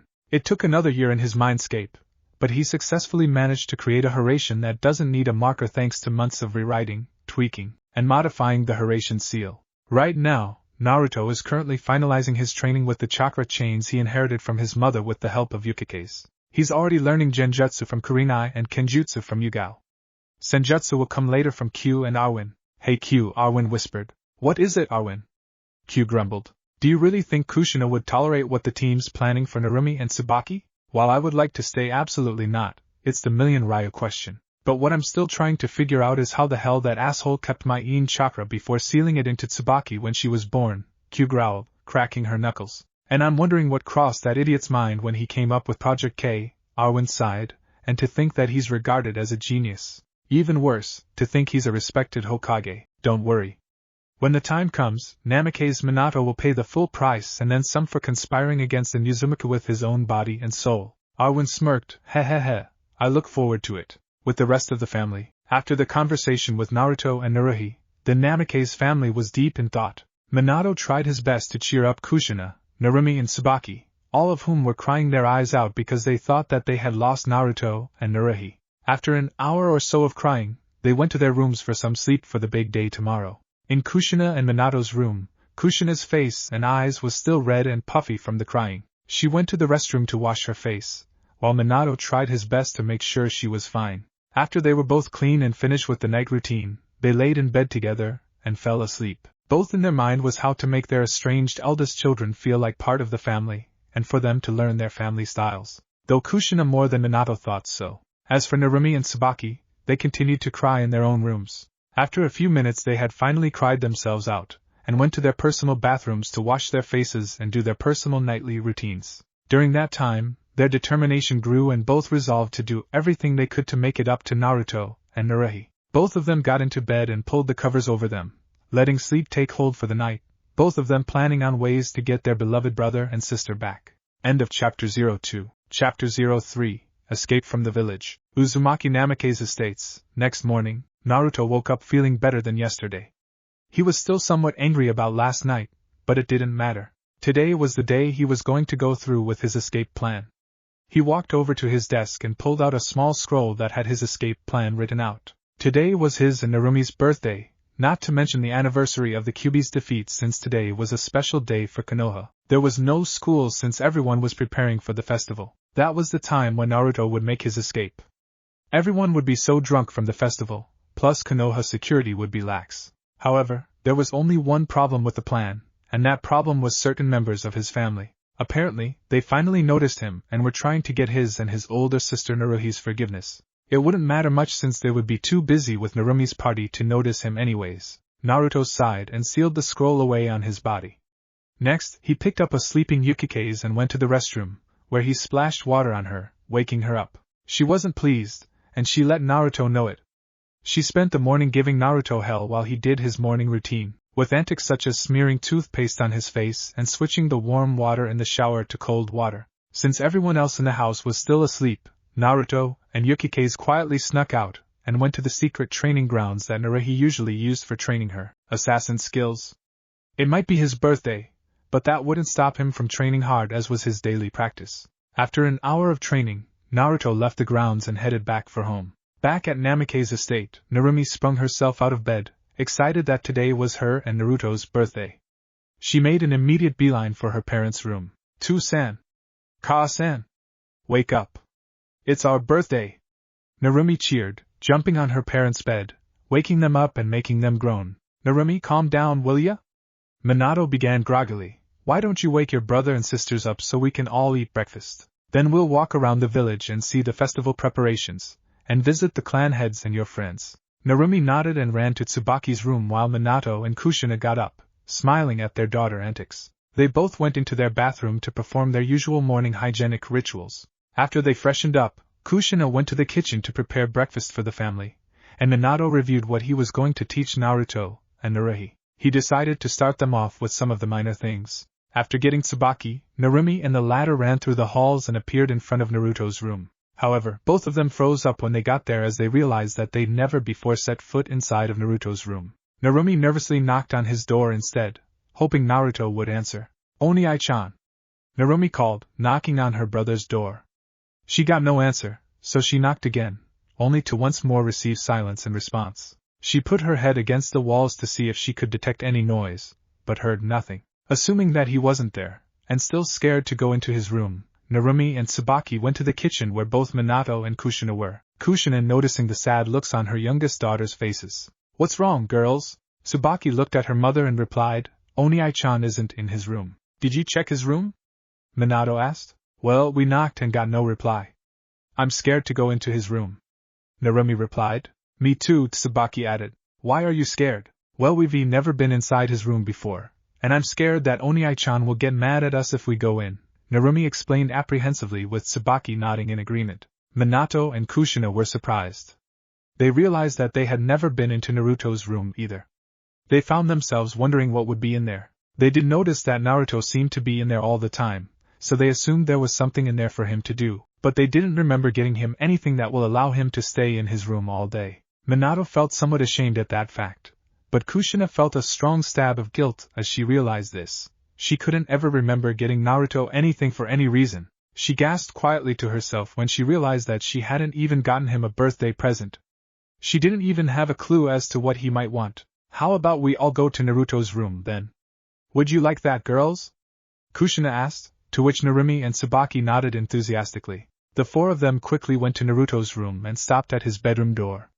Minato opened the door to his room, and Kushina and the girls followed him inside. All of them were stunned by what they saw. Naruto's room was plain, to the extreme that it could be called Spartan. The walls were white with no dirty marks on them. While his bed was neatly done, his room was very clean. Hell, it was even cleaner than Minato and Kushina's room. There wasn't a single piece of clothing lying around anywhere. His clothes were neatly folded and the dirty ones were in a basket at the side of his room. Minato and Kushina frowned at the lack of decoration on the walls. They looked around his room and noticed a bookcase filled with books, romance novels, history books, fictional adventures, jutsu scrolls, even some volumes on sealing theory of all levels. There were all kinds of different books, most of which a 9-year-old would not have in their possession. Naruto can read these books? A surprised Minato wondered. Kushina, Narumi, and Tsubaki remained silent, as Kushina took a book out of the bookcase titled, History of Yuzushiogakure. Yuzushiogakure, Kushina whispered. She winced, as a rush of memories of her old homeland entered her mind. Narumi then noticed a slight flash on her mother's neck. She was about to ask that it was when she was interrupted by a knock on the door. They turned around and were surprised to see Naruto standing at the door to his room with his annoyed look and Yukikaze on his head. Can I help you? Naruto asked coolly. Kushina quickly snapped out of memory lane. Sorry, Naruto. We wanted to tell you to come down and eat breakfast, but you were gone. So we came to your room to check up on you, and we saw that you weren't here. Also, we wanted to tell you to get ready to visit the clan heads. Naruto nodded. All right then, but if you don't mind, would you please leave so I can change? The four Namikazes quickly left his room and went to Naruhi's room.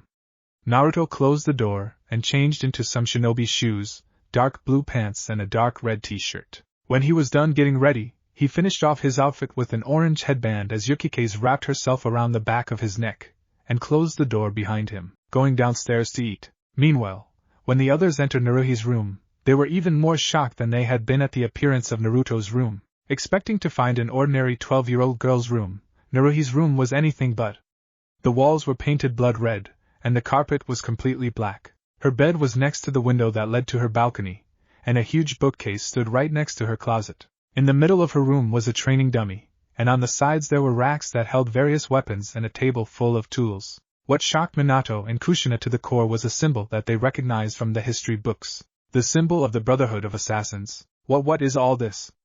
Tsubaki stammered while Narumi looked around with amazed eyes. Before either Minato or Kushina could answer, the door to Naruhi's personal bathroom opened and out stepped Naruhi herself, who just got out the shower and has a towel wrapped around her developing figure. Dyeing her hair with a towel, she looked up to find her parents and sisters in her room. "What the hell are you all doing in my room?" Naruhi asked angrily, not expecting her neglectful family members to be in her room. "Oh well," Kushina started, "we were just looking for you to tell you to come downstairs and eat breakfast. We're all visiting the clan heads before Naruto and Narumi's party." "I see," Naruhi nodded, casting a quick glare at Minato before responding coldly and finishing with a raised voice. "Well, if you don't mind, can you all please get the hell out?" They all left quickly. Once they were out, Naruhi quickly changed into her civilian clothes and joined Naruto. After they ate breakfast with their family, they left the house with them to walk around the village to see how the festival preparations were coming, and it seemed that they were almost done. They then went to the Hyuga's homes where they had been invited along with the rest of the clan heads and their families. At the Hyuga clan house, Hinata, Hizana, Hanabi, Satsuki, Akira, Ino, and Kyoko were all talking with each other. Shikamaru, Chuji, Kiba, and Shino were hanging around each other. Well, to be more exact, Shikamaru was sleeping while Chuji was eating chips, Kiba was playing with his puppy Akamaru, and Shino was silent, talking to bugs. There was a knock on the door, and Hyuga Hayashi, the Hyuga clan head, answered it to see Minato and Kushina with their children. They could tell that Narumi and Tsubaki couldn't wait to talk with their friends, and Naruto, who, well, had his nose in a book and was just talking with Naruhi, off behind the rest of the family. "Hello, Minato-san. Nice of you and your family to make it," Hayashi greeted, who is a good friend of Minato. "Yo Hayashi, how's it going?" Minato replied, looking around the house and noticed a certain arrogant clan head missing. "Where's the idiot Fugaku?" Hayashi sighed. Fugaku said something about not having time for childish things like get-togethers. Minato laughed. "Dude's gotta stick up his ass, that's for sure." Hayashi chuckled at his friend's attitude. After a quick greeting from the rest of the family, Minato and Kushina went to all of their friends to catch up. Kushina glanced back at her children and hoped that they were at least starting to get along. Naruhi just sighed and went over to talk to Itachi, Naruto following close behind her. Narumi, however, stopped Naruto and looked at him with determination in her eyes. "Oniai-chan, would you like to play with me and my friends?" Naruto looked at her like she was crazy and grumbled. Guess she had a memory recollection problem and forgot all about yesterday. He wanted to say no, but he saw Kushina looking at them, hoping that they might get along. An idea suddenly struck Naruto. If I pretend to forgive them, then they'll probably get off my back, which will make it easier for me to escape. Damn, I'm good. He looked at Narumi's still determined face and shrugged. Sure, that would be nice. Tsubaki cheered at that and quickly dragged Naruto over to Hinata, Hizana, Hanabi, Satsuki, Akira, Ino, and Kyoko, as they were the only girls there because it was a clan head family get-together. As both Narumi and Naruto sat down, all the girls greeted Narumi, Tsubaki, and Naruto. To the two redheads' surprise, Naruto freely engaged in casual conversation with all the other girls, making the two of them wonder how they were all friends. Tsubaki also noticed that Hinata didn't stutter so much when talking with Naruto. After a while of just sitting there and listening in on this interesting development, Narumi and Tsubaki joined the conversation as they talked about Sakura's recent change in behavior. Meanwhile, the clan heads were walking and talking with each other, and watching their children interact. Minato was currently talking with Hayashi, Shikaku, Choza, and Inoichi, while Kushina was talking with the wives of the clan heads and Sim, but she was paying most of her attention to Naruto. She was glad that Naruto was conversing with the girls. She originally thought that Naruto didn't have any friends and was lonely his whole life, which made her even more sad when she thought about it. While glad that he wasn't as alone as she thought he was, she thought again on just how precious little she truly knew about him, causing her to feel even greater regret at not heeding her maternal instincts instead of listening to Minato, and that part of her that was a ninja first.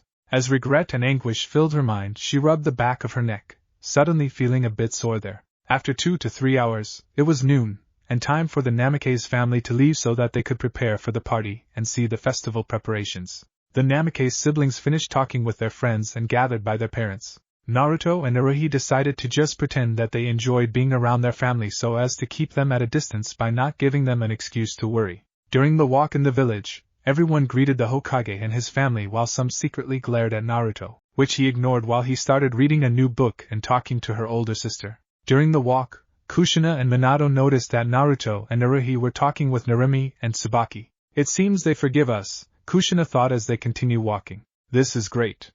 I was worried that things wouldn't go smoothly for Project K, Minato thought to himself with some relief. After an hour, Minato decided that it was time to go home, so that they could prepare for the birthday party. When they entered the house, Kushina looked at her kids and said, "Why don't you four clean up and change for the party?" The four of them all nodded and went to their rooms. Kushina went to change and cook for the party, while Minato got the decorations ready. Luckily, he'd put some Haration seals around the house, which allowed him to perform his task a lot faster. Due to the fact that she was in a giving mood, Naruhi decided to help out, but she took care to work away from Minato.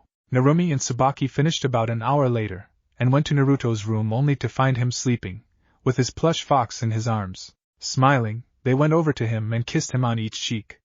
They then closed the door and went to the living room to help their dad with the decorations. Hours later, 6 p.m., it was time for the party to begin. The Namikaze house was filled with family and friends, both children and adults. The clan heads and their families were all there, as was Hiruzen Sarutobi, the Sandaime Hokage, and his family, and the Namikaze children's godparents, Jiraiya and Tsunade. Itachi, Kurina, Anko, Yugao, Hana, and Shizen came by as well, but just for Naruto and Naruhi. Narumi and Tsubaki were currently talking with their friends. There were also some guys with them like Shikamaru, Kiba, Chuji, and Shino. Narumi and Tsubaki, though, were not engaged into the conversation. Instead, they were looking around, trying to find Naruto. Earlier, when they finished helping their dad with the decorations, they waited for their brother to finish his nap. They waited for a while, but then the guests started coming and their friends quickly bombarded them. Naruto was standing in the corner away from the crowd where no one could see him, his nose once again in a book while Yukikaze read along with him on his shoulder. While reading, he was also observing the party, watching everyone closely and paying attention to how the party was progressing, so that he would know the right time to make his exit. About an hour had passed and he finished eating dinner, yet he still observed the party with a keen eye. His patience paid off as he smirked when they started to take out the alcohol. Excellent. Now all I have to do is wait until they're all drunk, he thought to himself. At this point, Naruhi went over to Naruto. Are you sure you're gonna go through with this? She asked with serious eyes, her voice filled with slight apprehension and some sadness. Yes, Naruhi knew that Naruto was planning to leave Konoha, since Naruto himself told her. And she couldn't blame him, not the hell he suffered. But she would still miss him terribly, and wished she could go with him. Yeah, Naruto nodded. You'll have to say goodbye to the others. They'll miss you. I wrote each of them an individual letter. Naruto said, giving said letters to Naruhi. Can you deliver them for me? Naruhi went through them and frowned. There isn't one for Sakura, but I understand, given her current odd state. I'll give them to the others once you're safely away from here. Thank you, Nei-san, Naruto said, hugging his sister. Just be careful, my precious little brother, and you too, Yukikaze-chan, she said, petting Yukikaze and leaving a lingering kiss on Naruto's cheek, causing Naruto to blush slightly and smile warmly at her.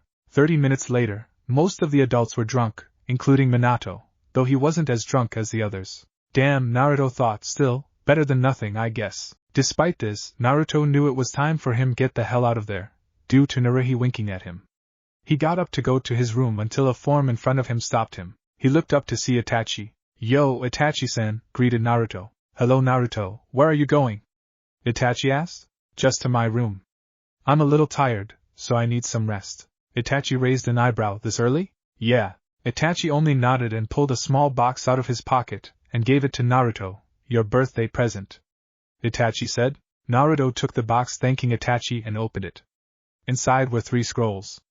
Confused, Naruto looked at Itachi, asking, what is this? Couple of Katon jutsus I managed to copy from the Uchiha clan from me, some sword techniques from Yugao, and some unknown ones from your sister. Just don't tell anyone, Itachi muttered to him. Naruto smiled. Itachi was like brother to him, and also a teacher.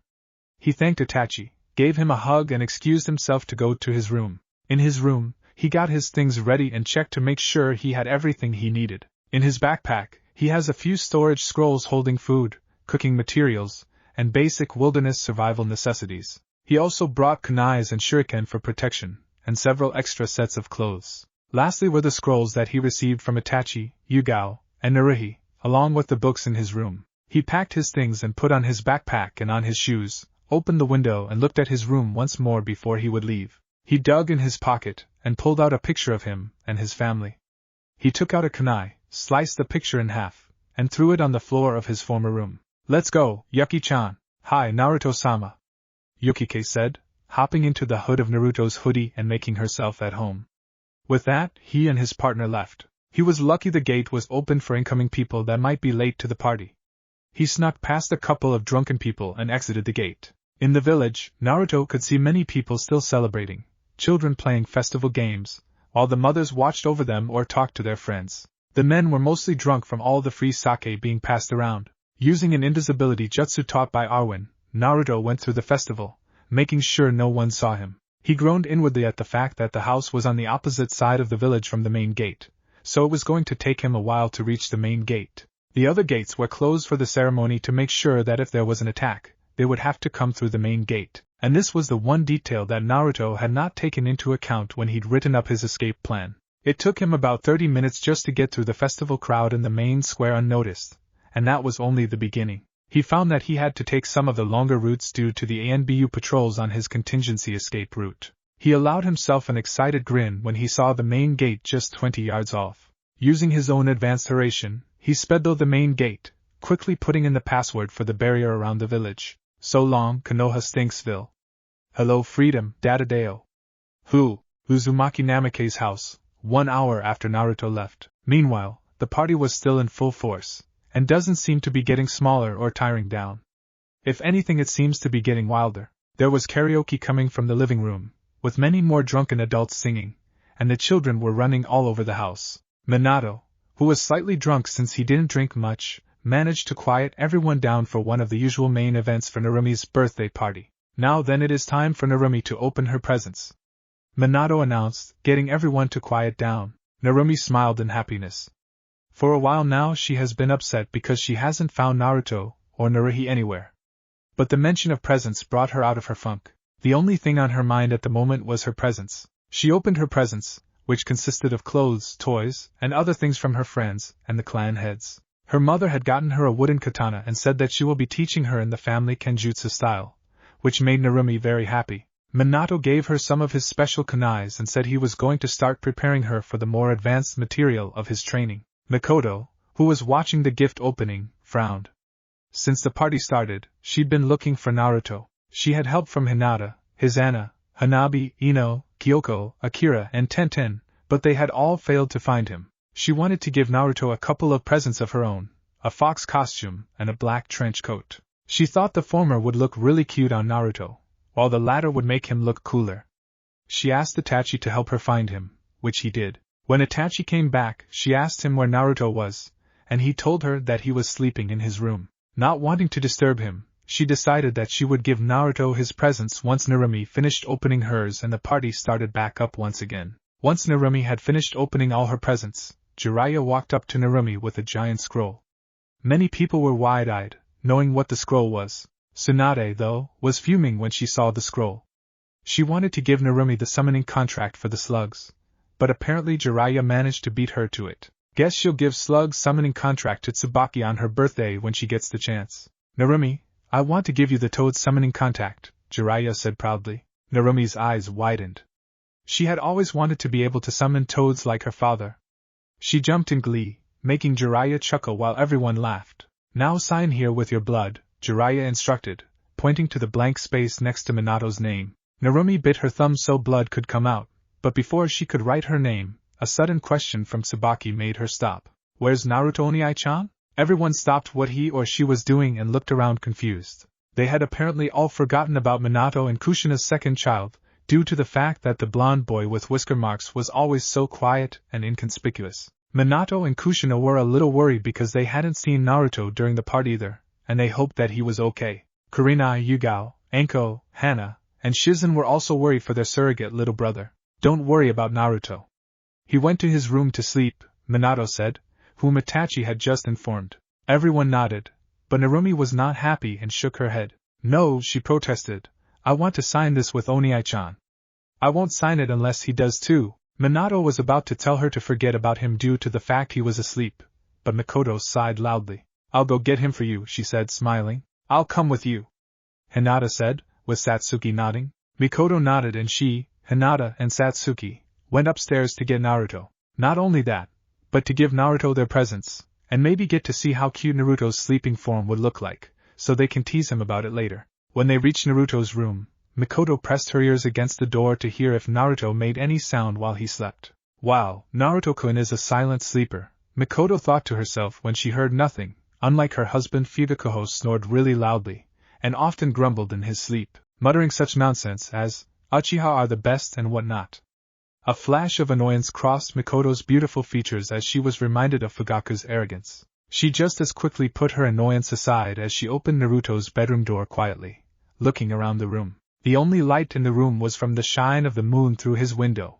She found the light switch and quickly flipped it. She looked around the now lit room and was shocked to see that not only was Naruto not sleeping, but wasn't even there. She then proceeded to the most logical conclusion that he was likely in the bathroom or something, so she waited, thinking that she might as well give Naruto his present now, since it seemed he was awake. While waiting, Satsuki and Hinata looked around his room and the latter saw the basket holding Naruto's dirty laundry. When Hinata looked inside, she saw a piece of paper slightly hanging out of one of Naruto's pants pockets. Curious, she pulled the paper out and read it. She gasped, dropping the present that she'd brought Naruto, and started to sob. Mikoto and Satsuki came over to see what was wrong and they too gasped. They quickly ran out of the room and back to the party, the Uchiha matriarch looking for Kushina and Minato, finding them talking with some of the clan heads. Minato and Kushina saw Mikoto coming up into the group slightly panting with fear, worry, and anger written all over her face. What's wrong, Mikoto? Minato asked. It's Naruto, Mikoto panted, but didn't get to finish. What about Naruto? Kushina interrupted, concerned. Naruto is leaving the village. Mikoto screamed loudly, making the whole party stop. What do you mean leaving the village? Minato asked loudly. I went to Naruto's room with Satsuki-chan and Hinata to give him our presents. We didn't find Naruto sleeping. Instead, Hinata found this sheet of paper hanging out of one of Naruto's pants. Mikoto explained, giving both Kushina the sheet of paper Hinata found. Minato and Kushina quickly took it and read what it said, their eyes widened when they finished. Kushina broke down crying. He didn't forgive us, she said while sobbing. Of course he didn't. Honestly, what made you think he would? Naruhi thought, smirking. Narumi and Tsubaki, who heard what Mikoto said, went up to their parents, hoping what they heard was false. Tusan, is Oniai-san really gone? Narumi asked nervously. Minato looked into both his daughter's eyes and saw fear that what they heard was true. Minato didn't want to answer, so he turned away. Narumi and Tsubaki, seeing their father's reaction, now understood what happened, and broke down crying. Minato himself was silently fuming. What the hell was that boy thinking? Minato couldn't go through with his plans without Naruto, and if he couldn't go through with his plans he wouldn't even consider that possibility right now. He had to get Naruto back at all costs. Umbu! Minato shouted. In an instant, the ANBU appeared in front of Minato, kneeling. What is it, Hokage-sama? Asked an ANBU wearing a bear mask. Find my son Naruto, and make sure he doesn't reach the main gate. Why, Hokage-sama? Because Naruto is planning on leaving Konoha, and I will not lose my only son. Minato snapped, getting angry that the ANBU has not left yet. The ANBU quickly left, doing what they are told. Minato himself was preparing to leave when he was stopped by a couple of Jonin, Jiraiya, Kakashi, and the clan heads, excluding Fugaku, who thought that the demon brat should just leave, which got a glare from Kushina, while inwardly she was confused. Demon brat? Naruto isn't a demon. Minutes later, everyone was ready, including Kushina. What are you doing, Kushina? Minato asked. Helping to look for Naruto, what else? She said, annoyed, wondering why they hadn't left yet, and Minato questioning something like this. No, you can't. You have to stay and watch the children. Don't worry, I will bring Naruto back. With that, Minato left, leaving an angry Kushina before she could say anything. Mikoto, who was still there despite her husband's leaving, went up to her longtime friend before her temper flared to dangerous levels. Go find Naruto. I'll stay and watch the kids, she told Kushina. Thank you, Mikoto-chan, Kushina said smiling, and left. You better bring Naruto back, you baka. Mikoto shouted so Kushina could hear. I will, replied Kushina. With that she disappeared via Shunshin. Nearby, Naruhi, all dressed in her assassin robes and gear, proceeded in the direction she knew Naruto went. She knew that Naruto was the true child of prophecy, and there was no way she was going to allow him to be chained to Konoha, especially due to the plans Minato had for him for his Project K. Outside Konoha, Naruto was jumping from tree branch to tree branch, inching ever closer to Konoha's borders. Almost there, Naruto muttered with relief. Still, you shouldn't relax yet, Naruto-kun. You're still in Konoha territory. Q told Naruto. Q was right. Even though he was right outside of Konoha, it didn't mean he should relax, since he was still in Konoha territory. He inwardly nodded to Q, but noticed that when she talked she sounded a little weary and tired. He was about to ask Arwen what was wrong with her, but felt several chakra signals that brought him out of his current thought. Naruto-sama. Yukike squeaked, there's an awful lot of energy signatures sweeping the area. Damn it! He cursed, when he also fully sensed them, that they were all Jonin to ANBU level shinobi. You gotta be kidding me. He thought, I never expected for them to catch up to me that fast. How odd, Arwen noted, finding it odd that ANBU have managed to catch up with them, especially with the distance Naruto covered. Unless some of them are not ANBU at all. Rude maybe? You'd better lay low for now, Arwen instructed. Naruto quickly hid himself behind a tree and tried his best to conceal his chakra, hoping no one could sense him. After waiting for a while he saw a few rude operatives disguised as Jonin pass by him. When there was no one left, he left his hiding spot and began running again, only to stop when he noticed about 4 people waiting in front of him. Oh fuckberries. In front of him stood Kakashi, Jiraiya, Itachi, and Yugao. Naruto stopped a few yards away from them, staring at them with impassive eyes. Naruto, you need to come home, Jiraiya said, making Naruto glare at him and Kakashi. They were 2 people he didn't really care for, since they were both somehow related to his father, one being his teacher, the other being his student. But both were both strong, and that was something he respected about them, if only a little. Please enlighten me on why the hell I would even want to do that, Naruto asked him, discreetly charging up his chakra. Because your father, mother and sisters want you back home, Jiraiya responded. Sensei, Kushina-san, Narumi-chan, and Tsubaki-chan want you home so you all can be a family again, Kakashi added, jumping into the conversation hoping to change Naruto's mind about leaving. You can't beat the 4 of us alone, kid. When you come back, we'll give you all the training you want, so please, Jiraiya said. He frowned when Naruto's face didn't lighten up. If anything, he was getting a little pissed as he felt more chakra signals. Naruto mentally cursed to himself. He didn't want his plan to fail, no. He will not allow his plan to fail. He had to think of something, anything fast. No choice. He'll have to take them out. Quickly. You say that they want me back so we can be a family again? Since when was I ever considered family to them to start with? I was never family to them. I was neglected and ignored, and for what? Just because Narumi and Tsubaki contained the Kyuubi's chakra? Naruto snapped. But Naruto, it's for everyone's good, Jiraiya protested. Your sisters need the training, especially since one of them is the child of prophecy. Naruto raised an eyebrow, the child born with marks of Kami, Yami, and Shinigami on their body, right? Has the power to lead the world to salvation or ruin? That child of prophecy? How do you know that? Jiraiya asked, alarmed that Naruto knew. Naruto smirked. You needn't look further, for Naruto 3:16 says I'm about to whoop your asses. He finished charging chakra, and released it in a huge burst. Kakashi and Jiraiya used chakra to stick their feet to the ground in order not to get blown away. When the dust settled, they were shocked to see Naruto with his back turned to him, the symbols of Kami on his left bicep, Yami on his right, and Shinigami on his back shining through his clothes. I'm the child of prophecy, and you better get used to it. Let's go, Yuki-chan. Chakra concentration. Yukike's hopped out and growled at Naruto's opponents, while her master whipped around and got into a stance with his arms crossed in an X formation with blue, red, and silver chakra spinning around him like a whirlpool. Gravity Seal Level 5, Kai. Resistance Seal Level 5, Kai. Naruto yelled, making both Kakashi and Jiraiya eyes widen. Naruto knows Fuinjutsu? They both thought in shock, and what's with that fox? Yukike's noticed the shocked looks and used it as a cue to rush Jiraiya and Kakashi, flame materializing on her body while Naruto summoned a Kage Bunshin in the process. Kakashi and Jiraiya, who were still shocked, snapped out of it and dodged Yukike's Firefox Rush attack, but were intercepted by Naruto and his Kage Bunshin. Kakashi was quickly neutralized by Shadow Clone Naruto with a few hard-hitting rapid Juken strikes he learned from seeing a couple of Hyugas in action during the Hyuga incident involving Kumo, before flooring him with a Goken strike to the head. Meanwhile, the real Naruto disappeared, leaving a flash of crimson before reappeared in front of a shocked Jiraiya with an orb of spiraling chakra in his hand. Otama Haraishin Rasengan. Naruto roared, driving the orb into Jiraiya's gut. The Rinnegan then exploded, bouncing Jiraiya off a huge tree before he landed on the ground in a heap. That's what happens when you leave a child alone, Naruto taunted before dispelling his Kage Bunshin, picking up Yukikaze, and making a run for it, shocking the 2 dazed shinobi with his speed. Man, he's fast. They both thought, his speed has to be Haijounen/low NBU level. See ya suckers!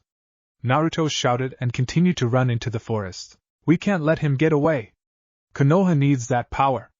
Jiraiya shouted, but Naruto was too fast, and he was already long gone. Then, Jiraiya and Kakashi felt a strike to the back of their necks, knocking them out. In matter of seconds, Naruto left behind Jiraiya and Kakashi, but he went off-road so it would be harder for them to find him. While running, he felt like he was forgetting something, or someone. When he remembered, he cursed to himself, because the people he forgot about were standing in front of him again, Itachi and Yugao.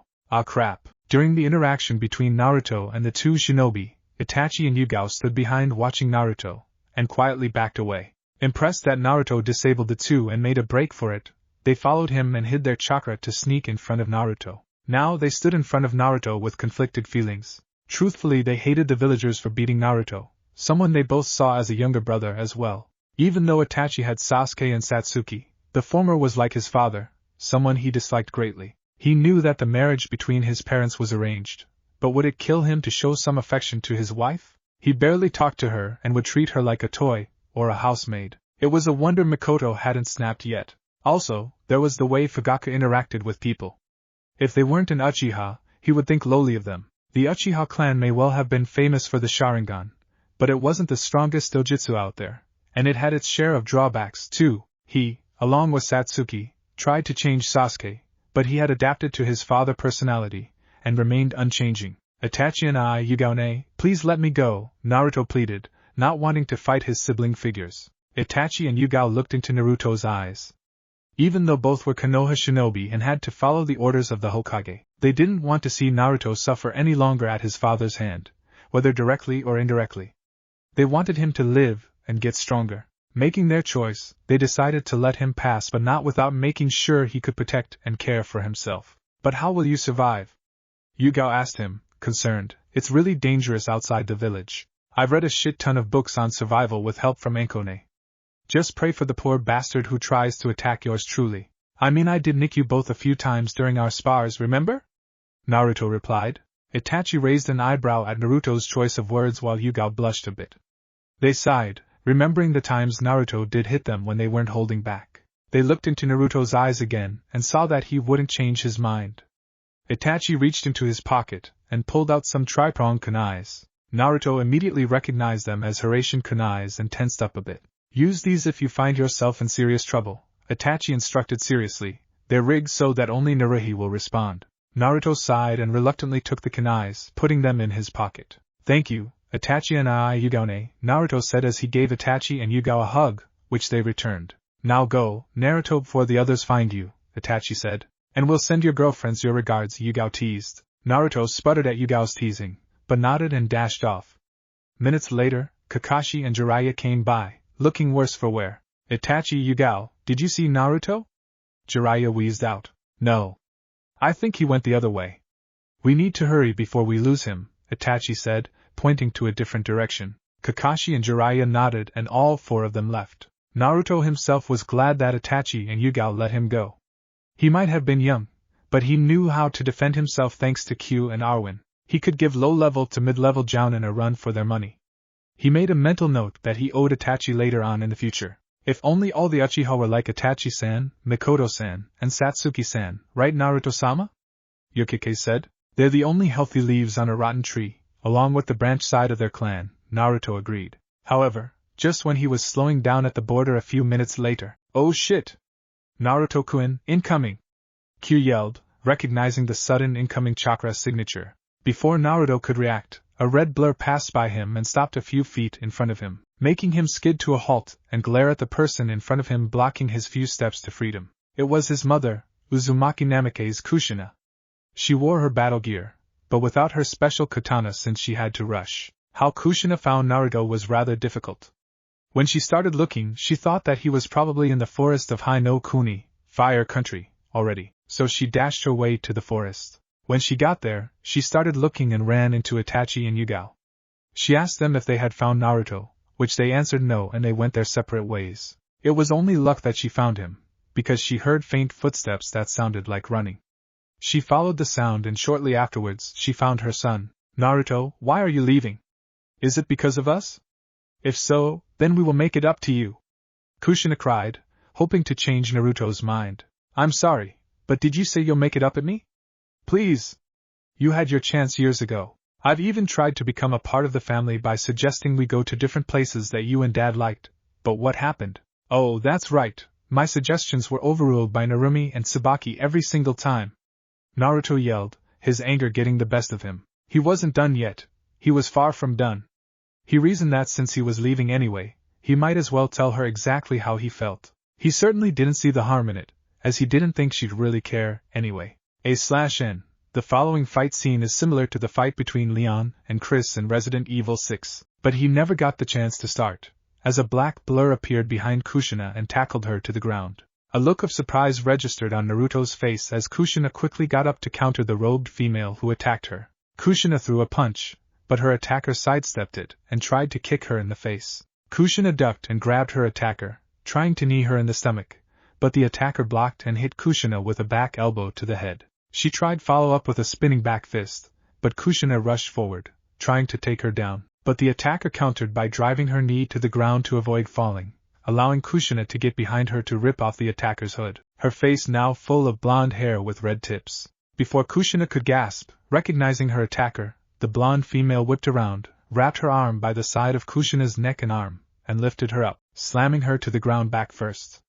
Switching to a sitting position, the blonde wrapped her arms around the head and left arm of Kushina and squeezed, implying pressure so that Kushina can't move without choking herself. You like it, Ka-san? The blonde snarled. This choke is called the Anaconda's Vice, a Brazilian jiu-jitsu and judo compression chokehold that came from the Western lands that won me the preliminaries that got me in the Chunin exam finals. But of course, you and my dear father wouldn't even know anything about that due to that vacation you all took on the same fucking day. Naruhi. Kushina wheezed out. Nei-san? Asked the shocked Naruto. Naruto, get out of here. You have somewhere to be, don't you? Naruhi shouted, struggling to keep her mother in the hold. What about you? Naruto asked. I'll be fine, little brother. Naruhi assured him. I became a Chunin early after all, and considering the conspiracy that's going on, training in Konoha is not in your best interest. Now go! And remember that my heart goes with you. Naruto was stunned, but turned around and smiled. Thank you, Nei-san. Goodbye, mother. Naruto used this top speed to get away, and will not be heard from Konoha for many years. 5 minutes later, when Naruhi was sure Naruto was far enough with his speed, she quickly let go of her mother and jumped away to the direction Naruto went, blocking the way and drawing her sword as Kushina got up shakily to her feet. Naruhi, why? Kushina cried, unable to believe that her eldest daughter let her only son leave. Why not? Naruto and I always did anything we could to become a part of your family, but every single time, you ignored us, always choosing Narumi and Tsubaki over us unfairly. We stopped trying because we both knew it was nothing more than an exercise in futility. Naruhi snapped, making Kushina even more upset than before. But that doesn't mean he should leave. Kushina cried, we can make it up to the two of you, can you?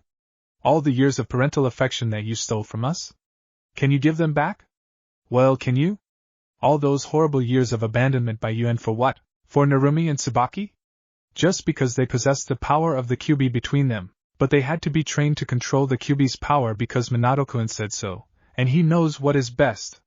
Kushina protested, making Naruhi furious. What made her even more furious was that her mother mentioned her dirtbag of a father with that affectionate title. So what? That didn't mean you had to neglect Naruto and me. You could have always given us books on chakra or maybe anything basic. Did you do that? No, you just shoot us both away like we're some annoying, fucking flies, and ordered us to go to our rooms, telling us we'll be trained when we're ready. Well, guess what? Look at me. I graduated from the academy when I was 7. I won the Chunin exam finals when I was 9. All because I trained in the ways of the assassins. And with the secret training Naruto's been going through, he may as well be a Chunin-level shinobi as well. Hell, he might even be Jounin level. All without any training or guidance from you. Kushina's heart broke when she heard her eldest daughter's rant. She couldn't even begin to understand what Naruhi's been through without the support from her family. And another thing.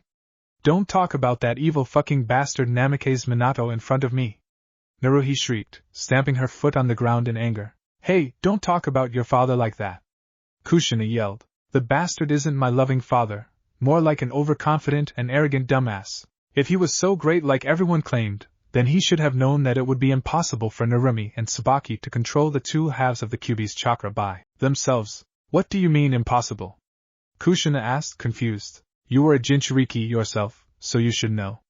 Without the tranquil soul, all that power is just a mass of destruction and bloodlust that'll lead to madness. Narumi and Tsubaki can't control that, and they'll never be able to without the soul. For both of them to control the power, they need to be connected by the Kyuubi's soul, which that's right, just so happens to be sealed inside Naruto. The soul and power must coexist with each other like yin and yang, light and dark, day and night. How else do you think you were able to control the Kyuubi's power? Kushina took a step back, floored by her daughter's intellect. How do you know all this? It doesn't matter. At least my little brother managed to leave that retarded village. Don't talk about your home like that. Naruto wouldn't think that. Ha! Let's agree to disagree, because that place was never home to Naruto. It was more like fucking hell for him. Naruhi shouted, shocking Kushina. How? Kushina asked, wondering what her daughter meant. What do you mean how? You know how, Baka. No, I don't. Kushina cried, while feeling a sharp pain in the back of her neck. Really, now? So you can't tell with your own two working 20/20th vision eyes that Naruto gets beaten almost every other day of his life? Naruhi roared, shocking Kushina to her core. Naruto was getting beat up. By who? For what reason? Who's been doing this to him? She whispered, all trying to ignore the growing pain in her neck. Naruhi was getting irritated. What did she mean? Who did it to him? How could she possibly not know the answer? You should know who did, so why ask, mother? I know I don't, Kushina answered as she was starting to grunt in pain. You mean to tell me that you don't know a bunch of villagers beat Naruto up unprovoked? What? Why would they do that? That's because they think he's the Kyuubi in human skin. They think he's what? Kushina thought to herself, remembering what Fugaku called him when Mikoto delivered the news that Naruto was gone. Why would they think he's the Kyuubi? Are you fucking kidding me? You really don't know? Because he holds the Kyuubi's soul. They think that the Kyuubi influences him, so they think he's the Kyuubi, and they beat him up.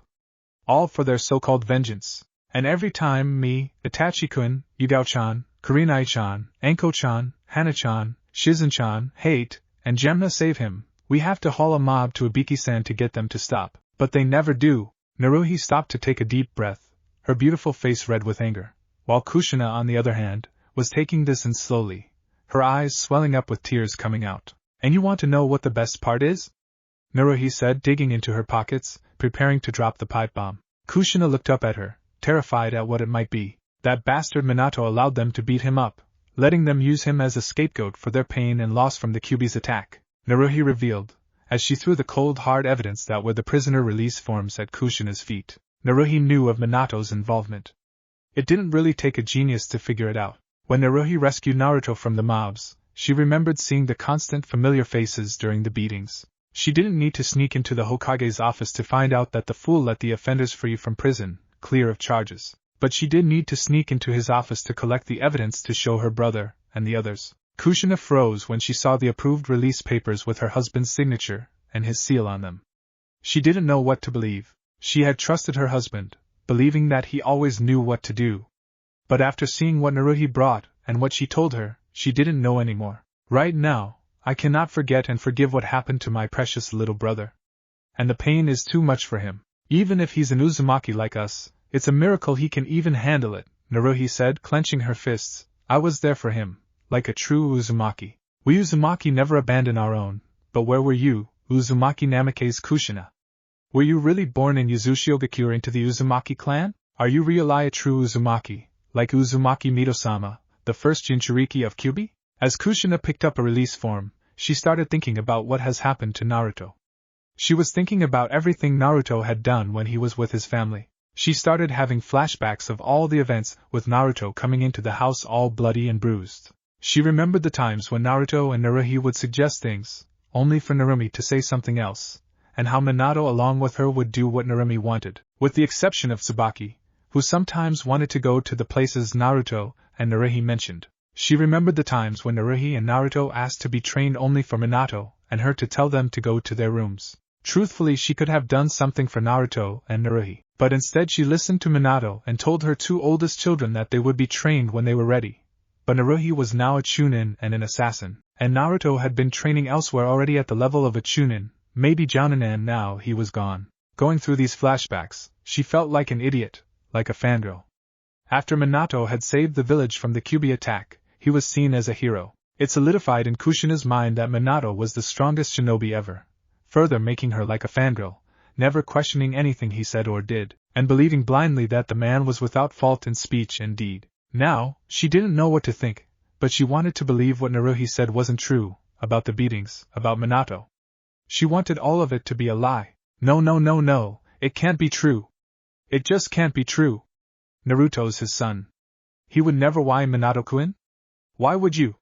Why would you make me abandon Naruto and Naruhi? I would have never. Minato Kushina screamed in agony as she fell to her knees, holding the back of her neck in extreme pain, making Naruhi jump back in shock. What was wrong with her mother? Putting away her sword, Naruhi strode over to her now thrashing mother, summoning a few shadow clones to restrain her while she examined her. After a few seconds, she noticed a glow on the back of her neck. She moved her hair to the side to discover a seal? And not just any seal, Naruhi noted in fury, a loyalty seal? Why is this on dash? It can't be! Seal examination jutsu. She put her index and middle fingers on the seal, scanning it to get its statistics and information. What she learned infuriated her. Namikaze Minato, Naruhi growled, to think his attempted control of the Uzumakis would go this far. Naruhi then had to summon another shadow clone to hold her mother in place in order to examine the seal further. It's been placed on her since her days as a genin, and it looks like it's been reinforced every year. Upon close observation, it has a few cracks on it, so I can destroy it. While Naruhi set to work destroying the seal, she put a few missing pieces of the puzzle together in her head. To think my father planned this during his days as a genin. There's no way he's been acting alone. But why? Naruhi shook her head as she completely shattered the loyalty seal. No matter. His death warrant's already signed. As Naruhi picked up her mother bridal style, Kushina gasped and felt herself in her daughter's arms, the pain in the back of her neck gone.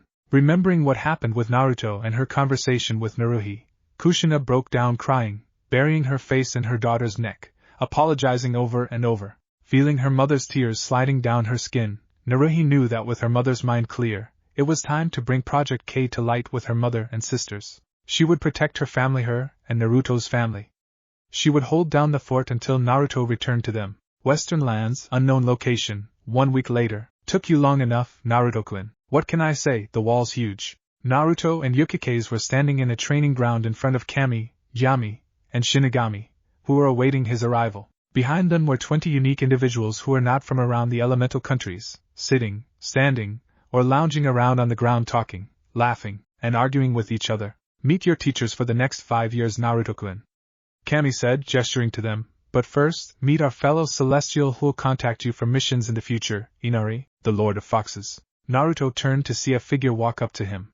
He has spiky, neon orange hair, bright, orange slit eyes, feral whisker marks on his cheeks, an average but strong build, and wearing a black sleeveless shirt, an orange hakama, and no footwear. He also has black goggles on his head, and a long katana strapped to his wrist. Yukikaze paled and bowed low to the ground. Rise, little kid. Hey kid. Inari greeted with a feral smile. I heard from my friends that you had quite the willpower to get through the wild ride that's your life. You could say that, Inari-san. Naruto said slowly, while Q chided him. Tell Naruto to be a bit more respectful towards the Lord of Foxes, while Yukikaze jumped and gnawed on Naruto's head comically. Inari smirked. Well then, I guess it's time to put that willpower the girl's been boasting about to the test then. So welcome to hell. Yami and Shinigami said, giving a dark smile. Naruto could only pray to get out of this in one piece. End of Chapter 03. Chapter 04, Wrath of the Red Hot-Blooded Chili Pepper. Western lands, training grounds. Okay then, Naruto said nervously, glancing at the strong and powerful individuals.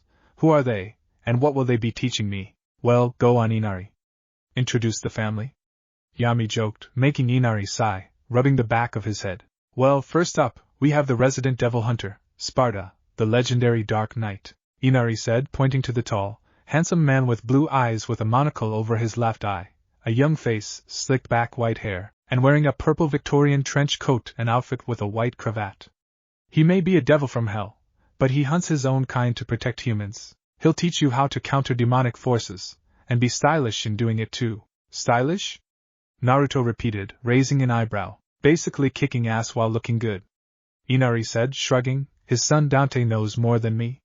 Anyway, the one talking with him is Raisin, the demon king of Makai, he said, gesturing to the man with long, wild white hair, a long, thin nose, canine teeth, a tattoo below his left eye, a lean yet muscular appearance, and wearing a yellow headband, a yellow obi sash, and white pants. He's classified as a special type of elite demon called a Mizoku. He's the most powerful demon you'll ever come across, and a man of his word.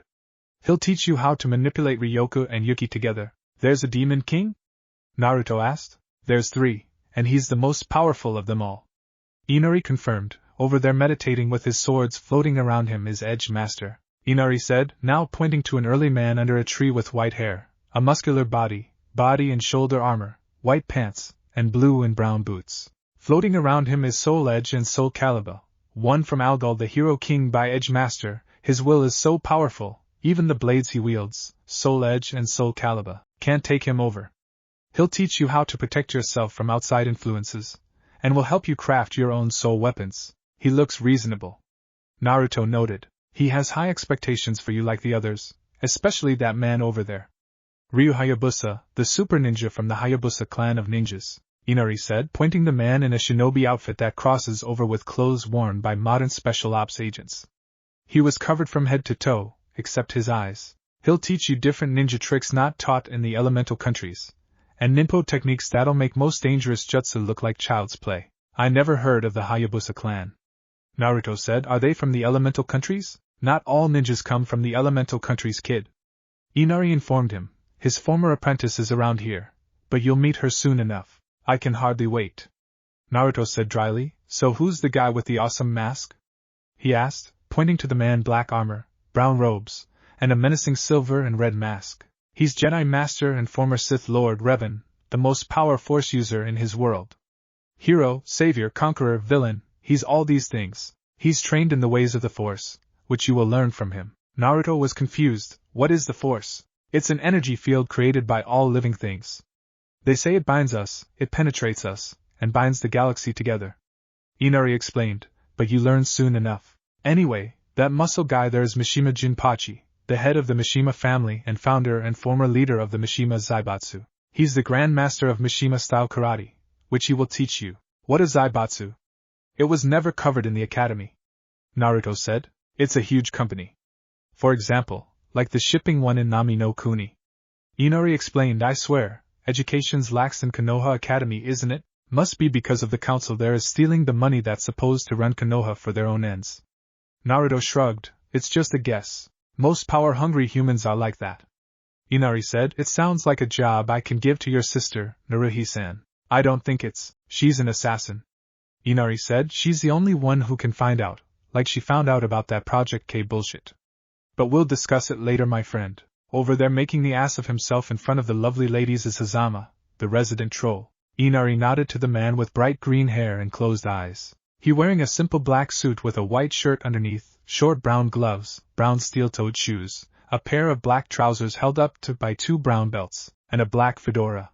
Right now, he's surrounded by several women who are emitting murderous auras. He'll teach you all about gathering information and getting under people's skin, like he's doing right now with those ladies. Will he be okay? Naruto asked as the women started beating him down. Maybe. Inari shrugged, enough about him, he'll live. That guy with the heavy cloak is Hiko Seijiro the 13. Inari pointed to the tall man with a somewhat angular face and a phenomenally developed physique. His hair is jet black and long, and usually kept in a ponytail. His attire consists of a set of black pants with European-styled boots, and a short-sleeved shirt, colored blue in the anime and red in the manga. He also wears a floor-length, red and white cloak. He's pretty big for a samurai. Naruto said, noticing the sword strapped to his waist. Appearances can be deceiving, kid. Inari said, he'll teach you his infamous kenjutsu style that even the samurai in the land of iron fear, the Hiten Mitsurujiryu. I've heard of the style. My sister figure Nico-chan is actually trying to learn it from the books she read on it. Naruto said. Then you can teach her, that is if you survive. Inari said, smirking, making Naruto pale. Anyway, the man he's speaking to is Raz al Ghul, the leader of the League of Shadows. The man talking to Seijiro is a Caucasian man with brown hair with white streaks on both sides, blue eyes, and wearing a black shinobi outfit. A/N.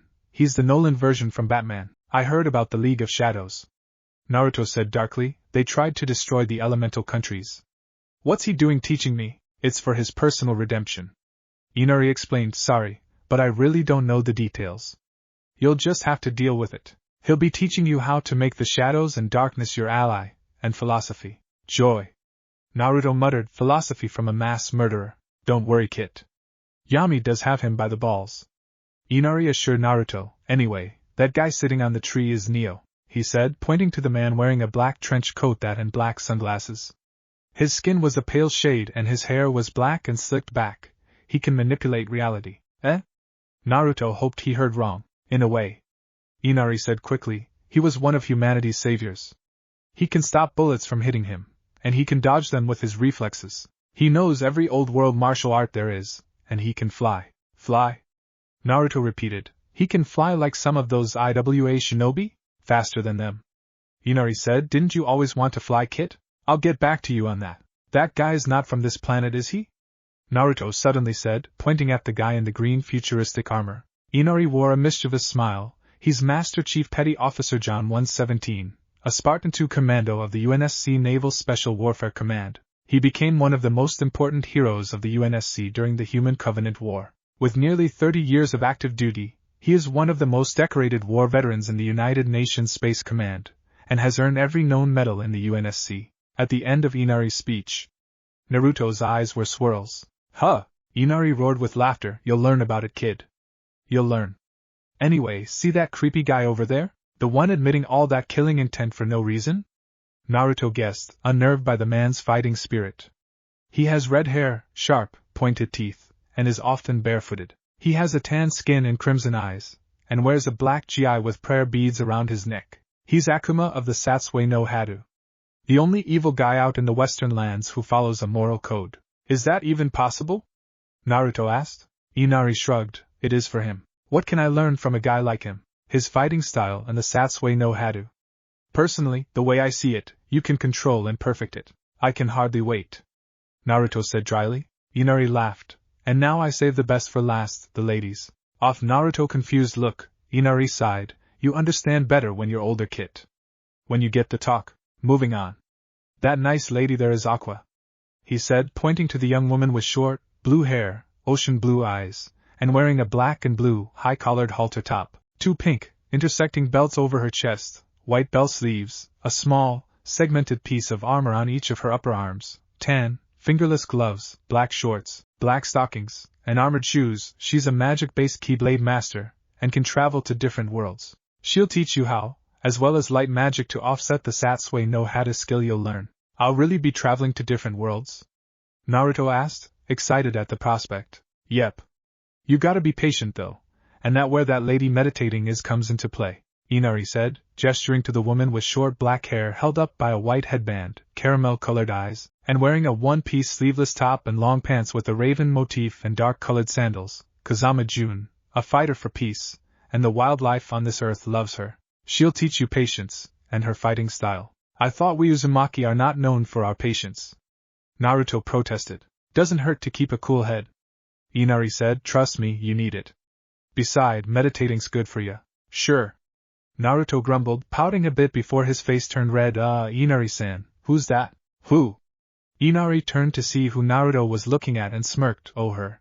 She's the most drop-dead sexy succubus you'll ever encounter in this life. Naruto blushed, looking at the bored, beautiful woman with long, light green hair, bat-like wings on her back and the sides of her head, and wearing a black and purple leotard. She's Morrigan Ensland.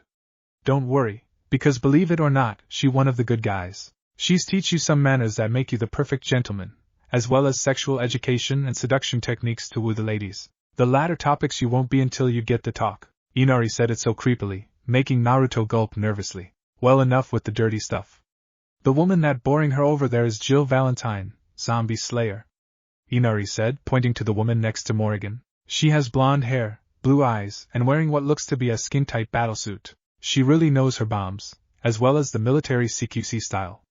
She even gave some of the shinobi in the elemental countries hell, and that's saying a lot. There are ZZZ zombies? Naruto stuttered, scared. In a certain area of the western lands. Inari explained, they're sealed off in the wastelands, and Jill takes care of the ones who escape. I feel 100% better. Naruto sighed. Anyway, that lady over there makes your dad's speed looks like a newborn's crawl, Inari said, gesturing to the slender, dark-skinned woman of average height with golden-colored eyes and long purple hair that she keeps up in a ponytail. Her attire consists of a backless, black sleeveless undershirt, an orange overshirt with 2 white straps on each shoulder, a large beige sash around her waist, and black stretch pants with a pair of lightweight brown-colored shoes. She's Shihoin Yoruchi, the Flash Goddess. She's one of the fast combatants in this world, and your father's got nothing on her. She'll teach you her famed Shuimpa and Soul Reaper-style spells. It'll be awesome. Not to mention she's one of Shinigami-chan's favorite Soul Reaper. Next up is that busted fighter over there. Inari continued, nodding to the young woman that has dark brown hair, occasionally appearing black, which falls below her waist and is tied at the tips to form a distinctive dolphin tail split, red eyes, long legs, large breasts, and wears a white shirt under a black zip-up vest with black shorts that fold at the waist, forming an additional utility pocket at the front and a short duster at the back extending to her heels. She's Tifa Lockhart. Don't let her beautiful looks fool you. She'll kick a rapist's ass. She'll be teaching you her fighting style, the Zanganryu martial arts. The next few years is gonna be a lot of fun. Naruto mumbled. Hold your horses there, Kit. Not if Miss Killjoy has anything to say about it, Inari said, pointing to the young woman with long, light pink hair, a pair of sunglasses over her pale aqua-colored eyes, and wearing a black armor with red sleeves running down the top of her arms and black gloves, a white cape red on the inside, folds running down the sides of her, gray and red leggings that expose her thighs and knee-high black and red boots and red knee pads, a red shield on her left arm, and a reddish and yellow sword. She looks mean. Naruto noted, is her name really Miss Killjoy? Nope, that's just my nickname for her. Her name's Eclair Farron, aka Lightning. She's the avatar of Etros, a fal'Cie goddess who's not one of us. She's a different celestial being than the others and me. As for Lightning, she may be cold, but she's actually a cute, fluffy teddy bear. Like a tsundere? Naruto asked innocently, making Inari guffaw with laughter. Yeah, anyway, Lightning will be teaching you elemental and leadership skills. Yes, you might have your own team depending on your profession. And last but not least, there's Battle Instructor Aline. He nodded to the female elf who has blue eyes, silvery, platinum blonde hair with a long braid on left eye of her face, pointed, sensitive ears, and toned body, and wearing a red beret, leather camisole cut off under her chest, gloves that go to her elbows, boots that go to her knees, and a white cloth miniskirt with slits up front of both of her thighs held up with a gold belt with a 4-leaf clover motif, padding her backside, buckled with a fancy silver clover buckle, all with flared spikes and a leaf motif. Around her neck and flowing off her back is a red cape with gold trim, cut off into a set of 2 smaller spikes and then 2 larger ones, one of each on each side. As her title implies, she's a fighting instructor, and is over 1,000 years old.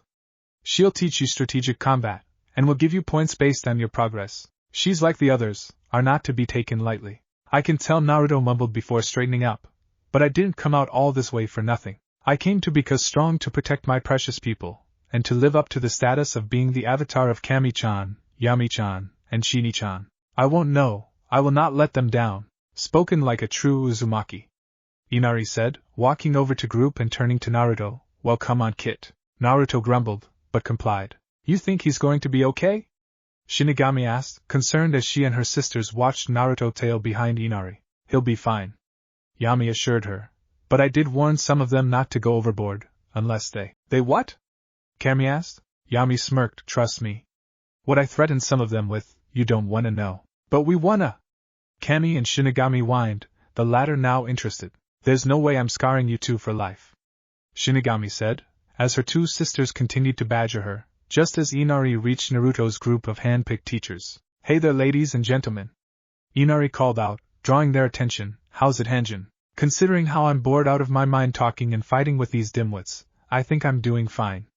Hazama said, until Tifa kicked him in the head. Morrigan then noticed Naruto and smirked. So he's the one we're all training? He's cute. Him? Akuma scoffed, he's a runt. The force is strong with his one. Revan thought. 1 second later, everyone's eyes widened as Naruto's fist was an inch from Akuma's unflinching form until Yorichi caught this fist. Whoa there, kid. Yorichi chided, that's some impressive speed, but I'm sure you don't want to rush to your death just yet, despite your backing with the goddesses. I'm not hiding behind anyone, Naruto said coolly, glaring daggers at Akuma despite shaking at his killing intent. Then Naruto found himself picked up by the scuff of his shirt by Raisin, meeting him at eye level. Hey, despite your fear, at least you're not a coward, Raisin noted, shaking Naruto roughly. Raisin. Let him go, June demanded calmly. KH. Fine. Raisin grumbled, dropping Naruto, who landed flat on his butt. We and my sister are expecting him alive when you guys are done with him, Inari told them with a slight threatening tone, so don't screw this up.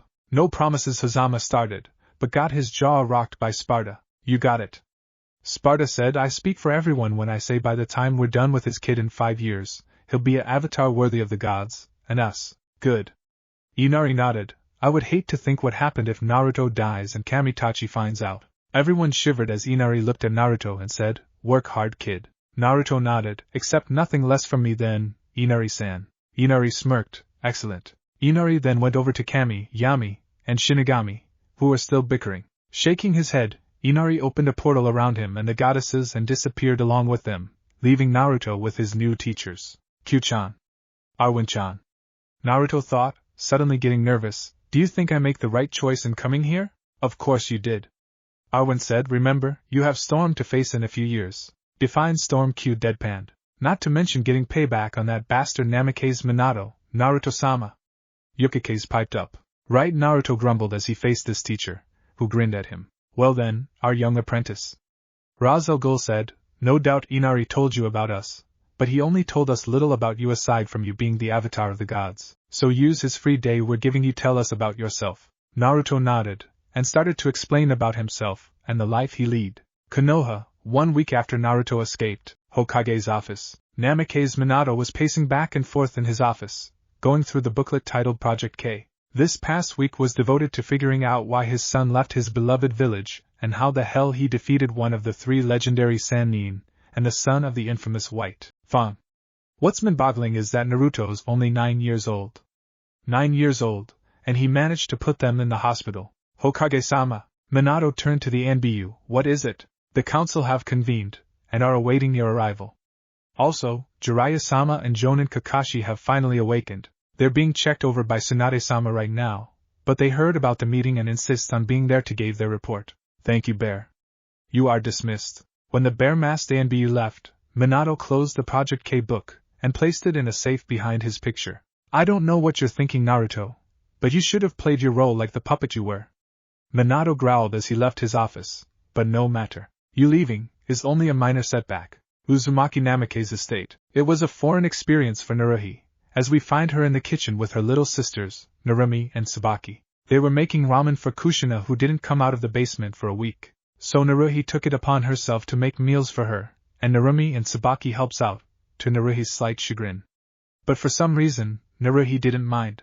When Naruhi returned to Konoha with her mother in her arms, Mikoto, Narumi, and Tsubaki hounded her, demanding to know what happened, and why Kushina was unconscious. After leading them to her room and locking the door along with activating the sound barrier jutsu, Naruhi revealed everything that went down with her, Naruto, and Kushina. At first, the 2 redheads were angry that Naruhi knew that their brother was leaving and Naruhi stopped their mother from stopping Naruto. But Mikoto understood and told Narumi and Tsubaki that they're part of the reason why Naruto left in the first place, making them cry, realizing that she was right. Over the week, Minato was busy with his Hokage duties and looking for Naruto. Naruhi can disagree to that, because the day after Naruto escaped, Naruhi snuck into the Hokage's office to find it a wreck, like someone had a major temper tantrum. One thing's for sure, Naruhi was not cleaning up the mess. As for Kushina, she's been walking around the house like a zombie, doing absolutely nothing until she locked herself in the basement after the first day. When Minato would return home, he would try to talk to Kushina, only to receive silence in return. He would try to harass into the basement, but Kushina had destroyed the seals in the room. Right now, Naruhi just finished making the ramen with her sisters. Honestly, she has had enough of her mother's solitude, and she was going to find out what her mother was doing all this time. Do you think Ka-san's alright? Tsubaki asked as she, Tsubaki, and Naruhi with food in hand, head down to the basement, She hasn't eaten in a week. She's a shinobi little sis. Naruhi told her, in the academy, we've been trained to last 3 weeks without food and 1.5 weeks without water. They could teach us more, but the civilian council's taking money that's supposed to be used for the academy for improving the curriculum. I eavesdropped on the teachers talking about it. Narumi piped up. Well, that explains a lot. Naruhi grumbled. No doubt our dear Tusan's letting them get away with it. But why would he do that?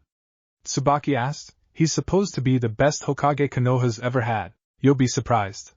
Naruhi said, shaking her head. What do you mean by that? Narumi asked, tilting her head in a cute way. You'll find out soon enough, my little sister. Naruhi assured her as she and her sisters stopped in front of the door to the basement. Hold this, please. Naruhi handed the tray of food to Narumi and took out her lockpick tools. Grabbing 2 tools, she began to work her magic. You sure you can break it? Asked the concerned Narumi. These locks were made in the land of snow, after all. As an assassin, no lock is unbreakable to me. Naruhi told her, you just have to have the right tools. Finding the sweet spot, Naruhi destroyed the lock with one jerk, and quietly opened the door to find Kushina topless, and tagging a punching bag furiously with no protection for her hands, lost in her memories and tears in her eyes. Suddenly, Kushina screamed as it dealt one final punch, punching the bag clean off its hinges and into a wall. Panting heavily, she turned to get another punching bag when she found her daughters at the door. Ka-san, that's enough. Naruhi said, striding her to her. There'll be nothing left of your hands if you keep doing what you're doing. I know, but Kushina just shook her head. I've gotten so weak. And that damn seal Minato team put on me made me a failure of a mother. Ka-san? Narumi and Tsubaki asked in shock. Why did she insult their father like that? Then again, he's mostly responsible for Naruto's attitude towards them. No kidding. Naruhi said, as she led Kushina to the nearby sofa and pushed her down on it. But for now, eat, because I've got something to reveal to you all. Before you do, Kushina said weakly, can you take me to his room? Naruhi growled but sighed, fine, but you gotta eat first. I'm not about to let you stumble down the stairs. Nodding, Kushina accepted the food from Narumi and began to down it. She didn't realize it, but she really was starving. Council chambers, a while later. Kakashi. Jiraiya-sama. Thank you for coming. Minato said. No problem, my favorite student. Jiraiya said, we just felt that as soon as we've awakened, that you and the others need to get the information we have on Naruto as soon as possible. What possible information could you have on the demon? Asked a civilian council member, making the clan heads and one of the elders, the former Hokage, Sarutobi Hiruzen, scowl at the stupid council member. Yeah, how is it that a 9-year-old academy student managed to defeat 2 of the greatest shinobi in the village? Asked another civilian council member. Before I answer that, I have to tell you, Minato. Jiraiya took a deep breath before dropping the bombshell. Your son Naruto is the true child of prophecy. What? Minato stood up, shocked as everyone's eyes widened. How can that be? You said that Narumi or Tsubaki could be the child of prophecy, not Naruto. They don't bear the marks of Kami, Yami, and Shinigami like Naruto does sensei. Kakashi said, and he's not just an ordinary 9-year-old child.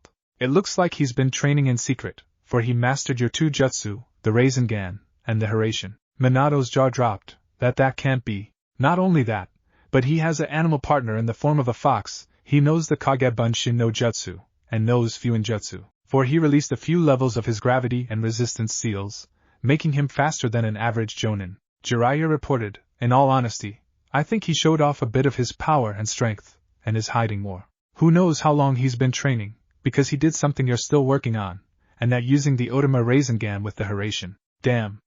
Minato muttered. How much power was Naruto hiding? There's no way he can let him roam free. Minato. Hijiran spoke up, I know that you're thinking, but you can't put your son into the bingo book. He didn't graduate from the academy, thus making him an unregistered shinobi. Minato growled, knowing the old monkey was right. What will we do now? Asked a member of the Shinobi Advisory Board, Mitokado Hamura. With that demon on the loose, he may come back for your daughters to get his powers back. He won't, because he's not the Kyuubi.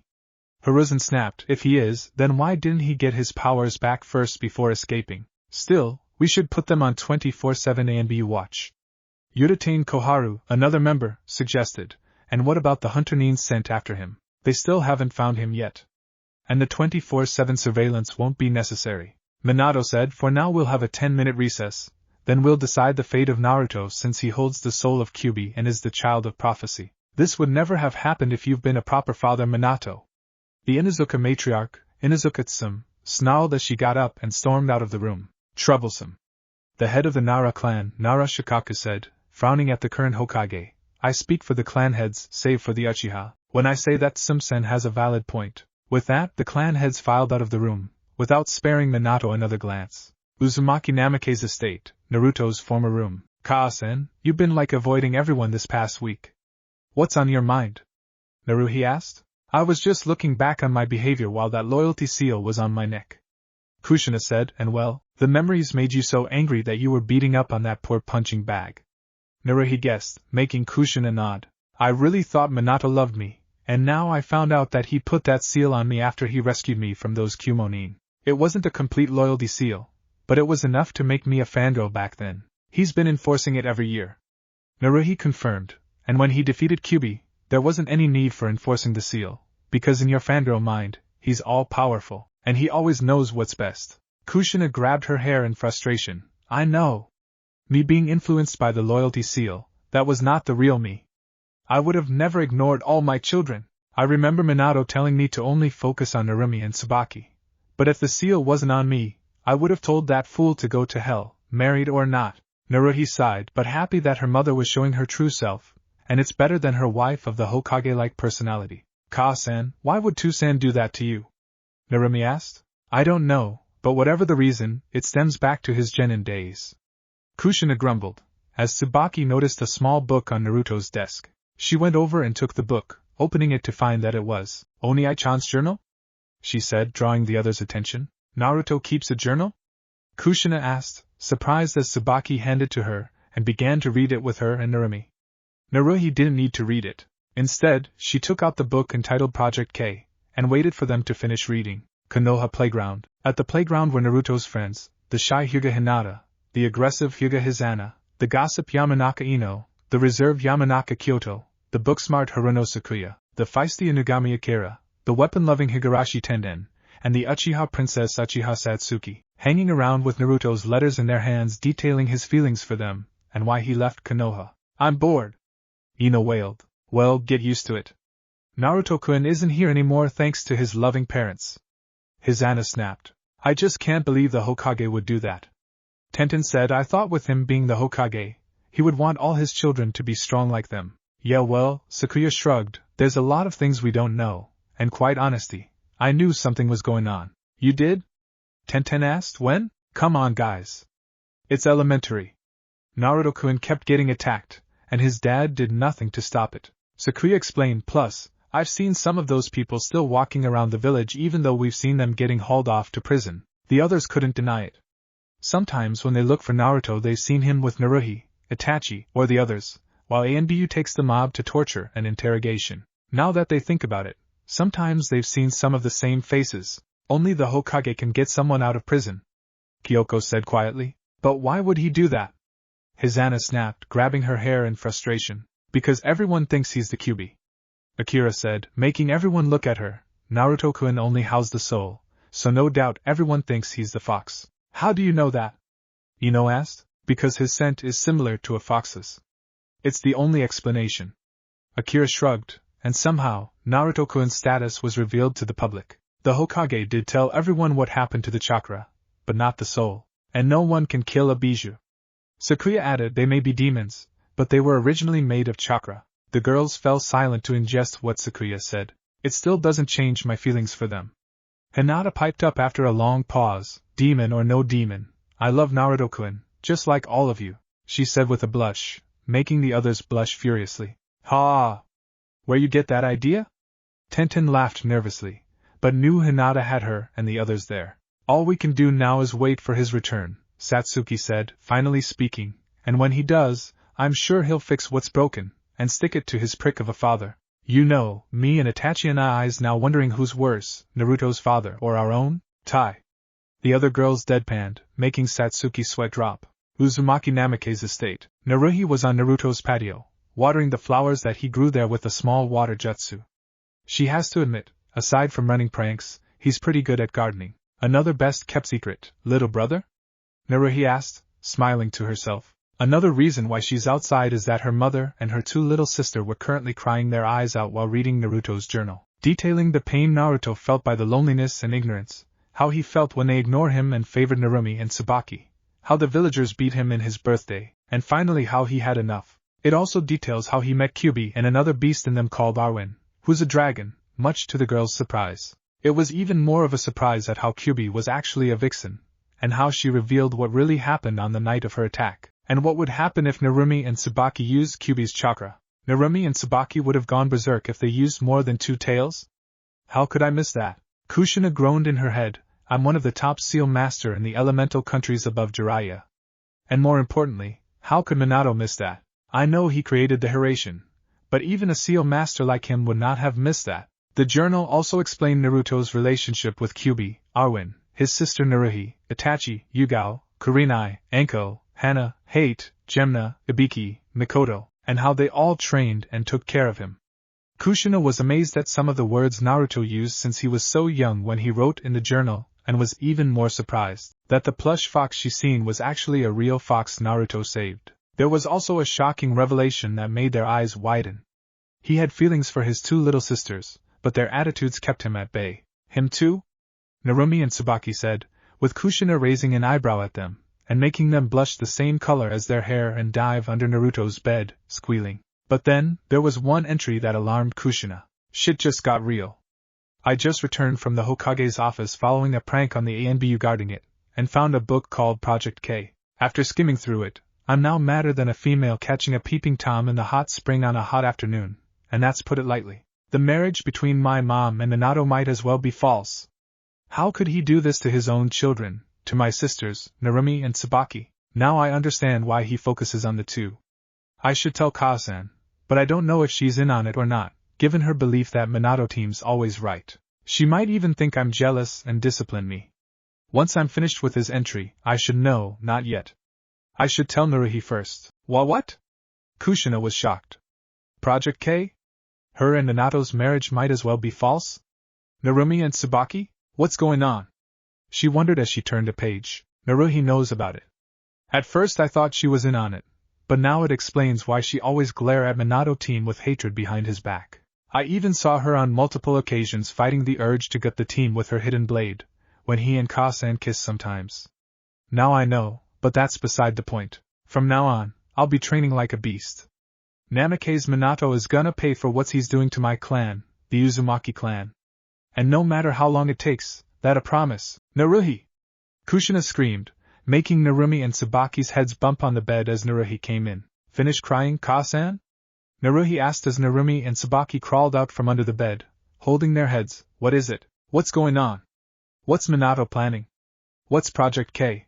What does it have to do with Narumi and Tsubaki? Kushina asked at a fast pace, shaking Naruhi, who now had swirly eyes. Slow down, Naruhi moaned. When she recovered, her face, voice, and posture took on serious tone as she whipped out the book Project K. I got this from the bastard's office since he'll be stuck in meetings all day today, she said. Since you no longer have the seal on you and your mind's clear, it's time for you to learn about Project K, planned by half of the council and supported by your husband, Namikaze Minato. And girls, since your feelings for me and my brother are clear, you deserve to know. She tossed the book to Kushina, who caught it. Why do I feel that like our lives are about to change when we read this? Kushina mused as Narumi and Tsubaki sat on either side of her. Trust me, you'll be glad that you did, Naruhi assured her, locking the door and activating the sound barrier jutsu, as Kushina opened the book and began to read. Project Kyubi? Council Chambers. So, what are you going to do, Hokage-sama? One of the civilians asked. I've decided to get the Fire Daimyo's assistance in the matter. Only he can approve Naruto's place in the bingo book so that we can find him, Minato said. Are you sure he can do it? The one-eyed warhawk, Shimura Danzo, asked. He may ask too many questions on why. Minato sighed. Leave him to me. I'm sure he'll do it since he's a friend of mine. Good luck with that by successor. Hiruzen thought. Besides, from what I found out by accident, one of the Fire Daimyo's wives is descended from the Uzumakis before their fall. And the daimyo's not like those other daimyos who'll just bend over. Sigh, I have a bad feeling about this. Just then, Minato sneezed twice, jerking Hiruzen out of his thoughts. I'm okay, he said, waving it off. Someone's maybe talking about me. Maybe IWA, he said with a light laugh, while thinking of another excuse he'll tell Kushina. Uzumaki Namikaze estate. I'm gonna kill him. I'm gonna kill all those bastards. The whole estate shook when Kushina had just finished reading Project K, and man was she pissed. As for Narumi and Tsubaki, they were mad as well, but with tears in their eyes. I think they're taking it quite well, Naruhi mused, as she watched her mother emitted massive quantities of sake, killing intent. In a nutshell, during the days of the Nidaime Hokage, some of the higher-ups in Konoha aside from the Hokage started to let the fame from the previous war get to their heads, so they wanted absolute power for the village. They've seen how strong the Uzumaki clan is thanks to the Shodaime Hokage's wife, Uzumaki Mido, the first Jinchuriki of the Kyuubi, so they wanted the clan to move and stay in Konoha. But the clan refused, opting to form an alliance instead. But after the fall of Whirlpool by Kiri, Kumo, and IWA forces, the only known survivor was Kushina, who was saved from the slaughter by Jiraiya. After the Kyuubi was transferred from the dying Mito to Kushina, she was enrolled in Konoha Academy, and placed in the same class as Minato so that they can be friends, and he can seduce her. And since he wanted to make the village strong by becoming Hokage, he's the perfect candidate. And by him saving Kushina from the Konoha nin disguised as Kumonin, she became infatuated with him, just as planned. But just to be on the safe side, a loyalty seal was put on Kushina the same night she was rescued. From their union, Naruhi, Naruto, Narumi, and Tsubaki were born. The first child, Naruhi, showed great promise, but didn't have much of the Kyuubi's chakra within her system, so she's unfit to be the strong one, just like her brother Naruto, who his father sealed the Kyuubi's soul into. So they'll be used as scapegoats. As for Narumi and Tsubaki, they were a blessing for Project K since they were the youngest, and had the Kyuubi's chakra sealed within them after the Kyuubi was set free from Kushina and attacked, with Minato defeating it. Somehow, Kushina survived, so as a backup, she can be used for Project K's contingency plan. Now all the high-ups have to do is to wait for the next phase of the plan, which is to turn Narumi and Tsubaki into baby factories so that they can produce strong shinobi with the strongest shinobi for the future of Konoha. And that's Project K in a nutshell. Now Kushina had murder in her eyes, and leaped up from the bed to leave the room, but two pairs of hands stopped her. It was Narumi and Tsubaki. Don't Kaa-san. If you attack now too no, that man might pull a fast one and turn you and us into mindless drones with his seals. Narumi said, holding tight to her mother's arm. She's right. Tsubaki said, we already lost our brother. We don't want to you and One-chan either. The rage disappeared from Kushina's eyes when her youngest daughters got through to her. She wanted so badly to get at her so-called husband, but if something happened, Narumi, Tsubaki, and even Naruhi will be at Minato's mercy. She wasn't about to let that happen. Over her dead body. Well, Kaa-san. Got a plan, because we can't stay here any longer. Naruhi said, with Naruto gone, Minato might alter the plans since Naruto cut loose the strings he had on him. What time is it? Kushina asked suddenly. It's 3:30 p.m. Why? Naruhi answered, frowning. It's more than enough time. Kushina said, everyone, you have 2 hours to pack your things. We'll be leaving at 6, because I'll not stay in this place any longer. But how? Tsubaki asked, how will we carry all of our stuff? That's the beauty of Fuinjutsu, my museum. Kushina smiled, you just pack a month's worth of rations and scroll, or on your skin, she explained, to Narumi and Tsubaki's surprised faces. Where are we going? Naruhi asked, interested as the ladies left Naruto's room. To cash in a favor in the fire capital. Besides, when my friend there learns of this travesty, Konoha's gonna be in for a rude awakening, and the Minato team will be too late to prevent the shitstorm that'll follow. What language? Naruhi, Narumi, and Tsubaki thought as Kushina's hair took a similar appearance to Kyuubi's 9 tails. Uzumaki Namikaze estate, 12 a.m. Minato entered the estate, relieved that the meetings were over. But then he entered the house, he could barely sense his daughter's presences. Concerned, he entered the living room, only to find Kushina sitting there in a sofa and looking at him with dead eyes and folded arms, making him sigh. Knowing what it was about. Kushina-chan, he started. Enough, Minato. I've already predicted what you're going to say. Kushina said with a falsely sweet voice, that your hunter Nin couldn't find our son, so stop wasting my time. This confused Minato greatly. Kushina never acted like this, so what's going on? Was her patience wearing thin? Kushina-chan, are you okay? Minato asked. Who, me? Kushina laughed. Oh, I'm actually feeling great. Real peachy.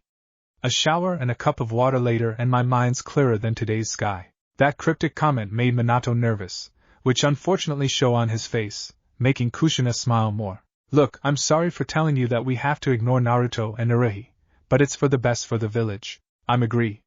Kushina nodded, which is what I would have said if I was my old self, Minato-kun. Now Minato was alarmed. Kushina was not acting like herself.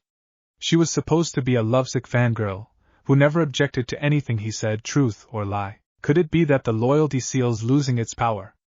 If so, then he's got to fix it to keep Kushina to his side, otherwise Project K's plans are going to be flushed down the toilet, and Konoha's standing as number one of the 5 most powerful villages in the elemental countries will be put in jeopardy. Listen to me, Kushina, as the Hokage and your husband. 1 second later, Minato was on his knees, singing soprano while holding his man-bits. He looked up to see Kushina, her hair in Kyuubi mode while her face was distorted in rage, and her eyes suddenly shimmering, turning purple with ripples in her eyes. How dare you! You are not a husband or a father. You take me for a fool? You put a loyalty seal on me, and married me to control my clan, the Uzumaki clan, and you plan on turning your own daughter into the village's weapons and use them for breeding stock? You sick fuck! She charged her hand with chakra and slapped Minato, breaking his jaw and sending him from the living room into the kitchen. Impossible! How did Kushina find out about the seal, about my plans for Narumi and Tsubaki? It's only documented in the book, Minato thought, as Kushina stepped into the kitchen. He tried to get up but, I can't move. He thought, panicking. Don't bother. I've put a temporary paralysis seal on you. Kushina informed him, I know for a fact that you are not under a genjutsu, which means it's all you. You never loved me, or our children, and no matter what, you put the village first. Some family man you are. She spat. Kushi, he wheezed, but Kushina kicked him in the face. Shut up, because I've got news for you. From now on, it's Uzumaki-sama to you, because our marriage is over. As for Narumi, Tsubaki, and Naruhi, I'm taking them with me. There's no way in hell I'm leaving them with you after what I've learned from your little Project K plan. She snarled. Minato thought he was going to have a heart attack. He and the higher-ups in Konoha have found out. Now he can't let Kushina leave, no matter what. If you think I'll let you leave, you're mistaken, Kushina. He growled while trying to move. I just use force to get your memories erased and turn you back into the loyal puppy you were before. And my daughters will see my way. That got him a sharp, painful kick to the sternum, sending him into a tree in the backyard area, where Kushina followed menacingly. Big words for someone who restricted by a paralysis seal. Kushina taunted, some genius you are. You have no power over me or my children anymore. Kushina then picked up Minato and leaned him on the eye, glaring at him with hatred. This is from your daughters, Naruhi, Narumi, and Tsubaki, she said, then kneed Minato in his nutsack hard 3 times. Due to the paralysis seal, he couldn't cradle his balls, and instead squealed in pain. And this is from me and more importantly, Naruto.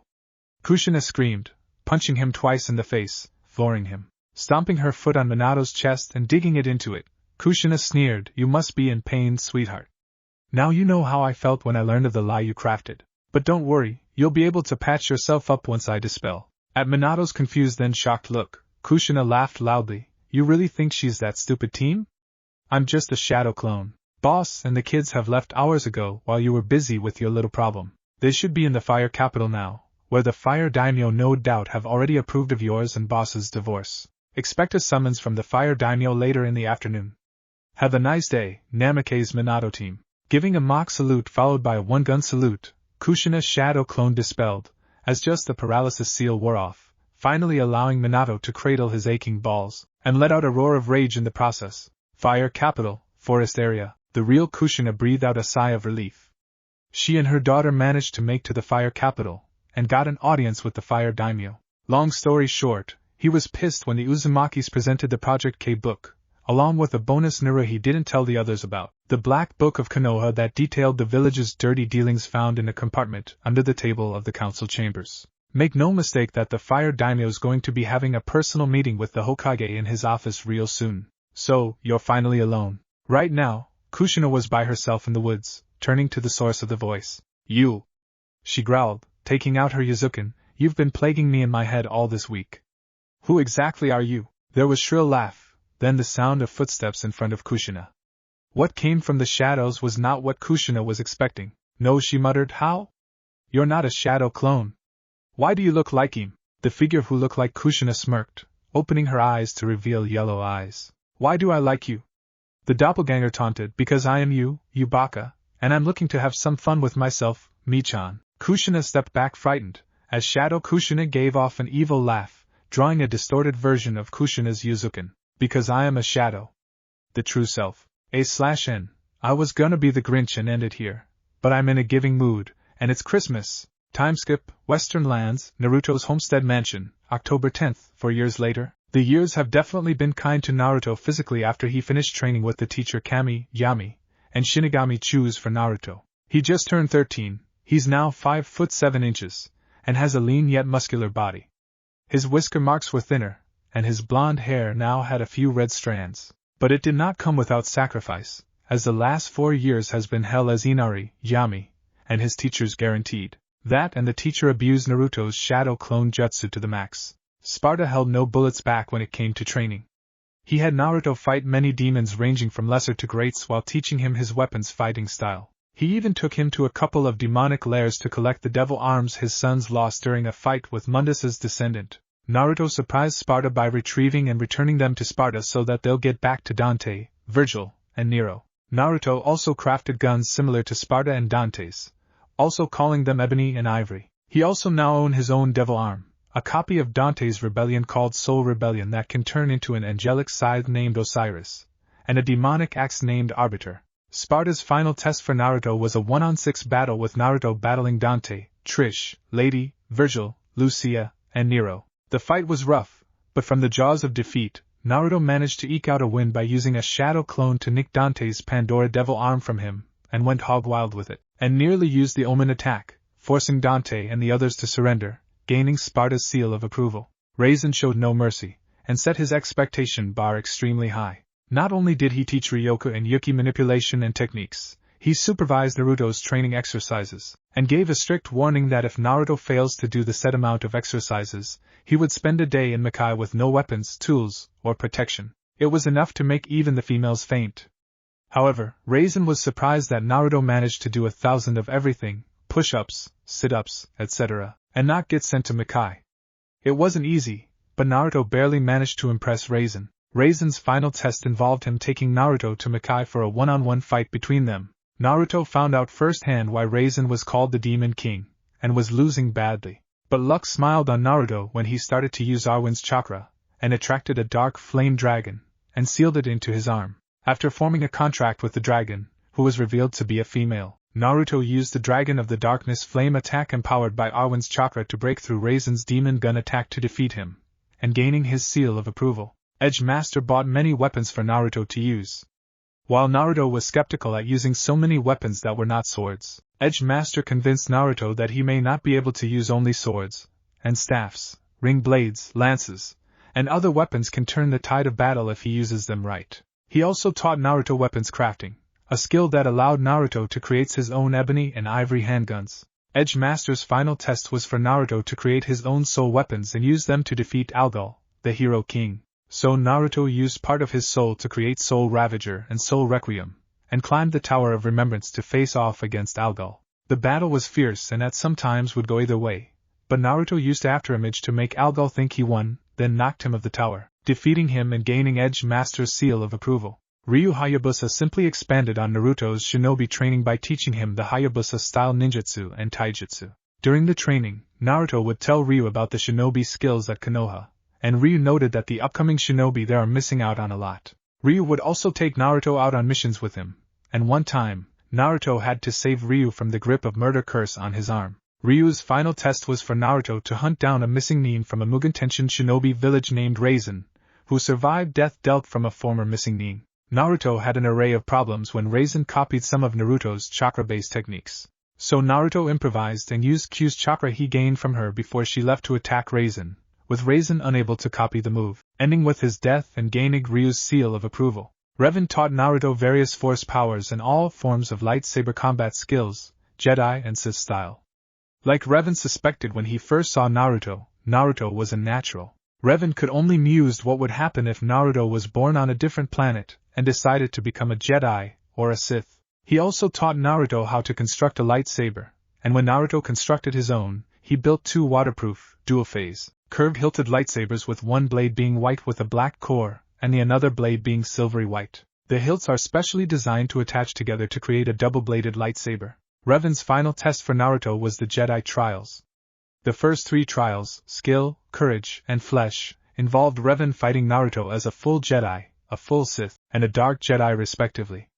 After the Trials of Flesh, when Revan cut off Naruto's hands, Naruto blacked out from the pain to complete the Trials of Spirit and Insight, in which Naruto faced off against his Dark Self and Shadow Self, with the latter allowing Naruto to receive a new power unlike any other, and gain Revan's seal of approval after his hands regenerated. Mishima Jinpachi, on the other hand, tested Naruto first by dropping them off a cliff and see if he can climb back up without using chakra. Naruto managed to successfully do so, while listening to Q's rant about ripping Jinpachi's head off. Jinpachi was relieved that Naruto made it, but was surprised that Naruto didn't hate his guts for it. He taught Naruto his family fighting style, the Mishima fight karate style, and sometimes wished that Naruto was his son and not Heihachi. Jinpachi's final test was for Naruto to face off against Mishima Heihachi himself at his Hanmaru castle. Honesty, Heihachi's mouth and demeanor was all Naruto need to not hold back against the bald-head asshole. Despite Heihachi's strength, Naruto easily defeated Heihachi in an uneventful match, and gained Jinpachi's seal of approval. Hazama was not pleasant to be around. He was constantly belittling Naruto, and reminding him about the hell he suffered in Konoha. The day Naruto snapped, Hazama explained that he was only riling Naruto up so that he can be immune to others trying to use psychological warfare to get under the skin. Now that Naruto understood, he started counter-trolling Hazama, his words impressing the god of trolls himself. In addition, he taught Naruto how to gather information discreetly, and how to draw on the power known as the Azure, allowing them to use an item called the Azure Grimoire. Hazama's final test was for Naruto to find and defeat the Mad Dog Azrael from an organization called Sector 7. During the fight, Naruto had Azrael on the ropes until the latter released his seal known as Enchant Dragonov that caused Naruto all kinds of problems and forced him to retreat. Hazama later revealed that Naruto was not meant to win, but to gather information on Azrael, and which Naruto succeeded with flying colors.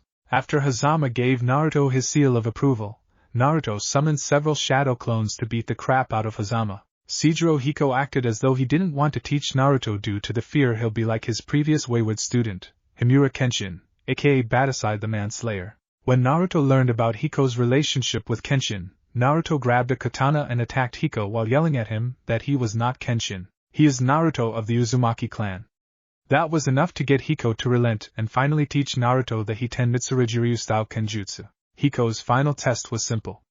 Naruto had to overcome Hiko's Kuzuraisin, 9-head dragon flash, that will kill him. Naruto was rooted to the spot by Hiko's Saki, and was nearly hit until Naruto remembered that he can't die yet, and combined all his Batajutsu training to perform the Amakakaru Ryu no Hiramiki, Heaven's Bridging Dragon Spark, to overcome Hiko's attack. Hiko thought he died until he put a genjutsu over the katana he was using, revealing it to be a Sakabato, reverse blade sword katana he crafted. Despite being peeved that Naruto cheated him out of death, Hiko gave Naruto his seal of approval. Raz al Ghul worked with Naruto mostly in the darkness of a cave, and exposed him to a psychotropic hallucinogenic drug that showed disturbed images of what Naruto fears. To Ghul's surprise, Naruto was barely affected by the drug, and adapted to the darkness well, gaining night vision in the process. He also taught Naruto philosophy and his feelings about injustice, sometimes triggering arguments about the latter subject. Ghul's final test was for Naruto to find and subdue him in the way of a cloaked shinobi in the darkness while under the effects of the hallucinogenic drug.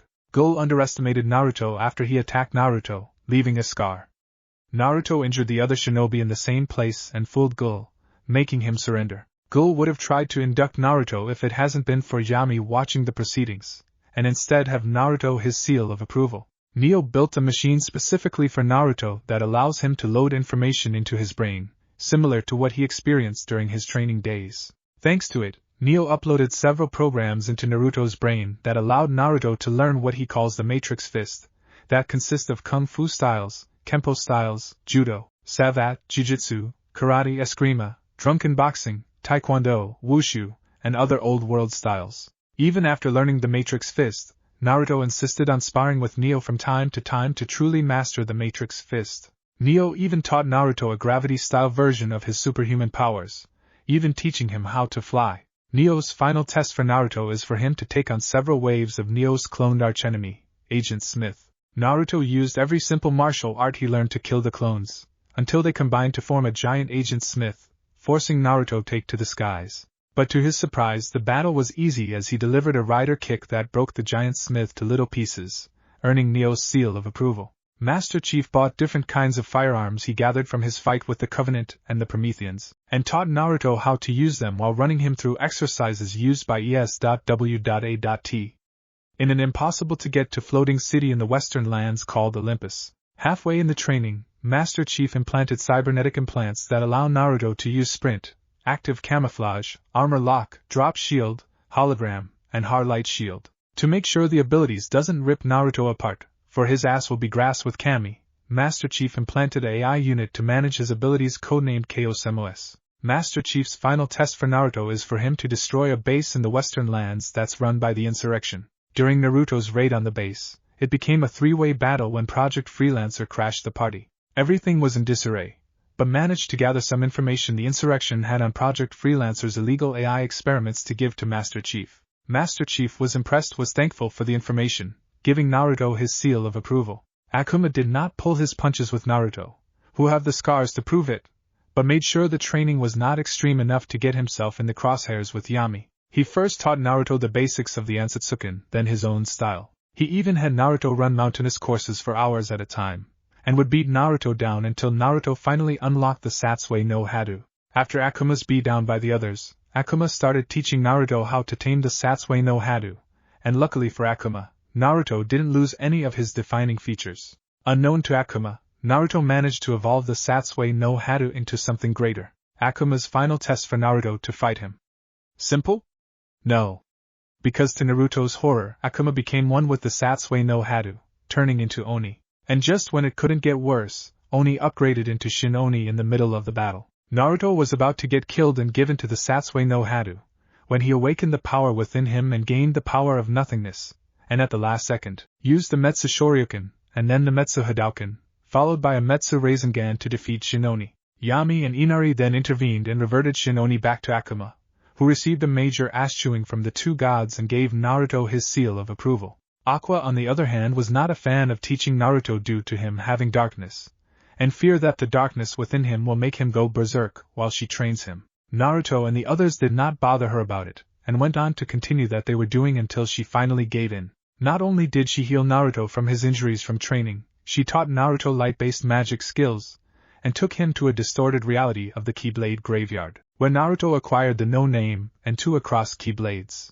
Aqua's final test was the Mark of Mastery exam, something Naruto felt he was going to fail miserably.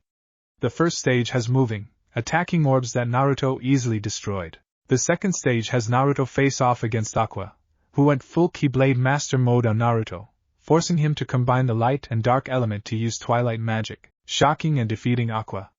After teaching Aqua that it's not about light and darkness, it's how you use it, Aqua conceded and gave Naruto her seal of approval. Kazama Jun also took responsibility of healing Naruto, and taught him her fighting style, Kazama-style traditional martial arts. She also forced him to meditate with her scary demeanor, and showed him how to be one with nature. She would take him to visit Jin, but became disastrous when Naruto and Jin fought, due to Jin being as ass. The consequences would be a day's worth of mediation for both, something Naruto did not want to do. In the end, Naruto and Jin warmed up to each other, making Jun happy. Jun's final test was strange in Naruto's view.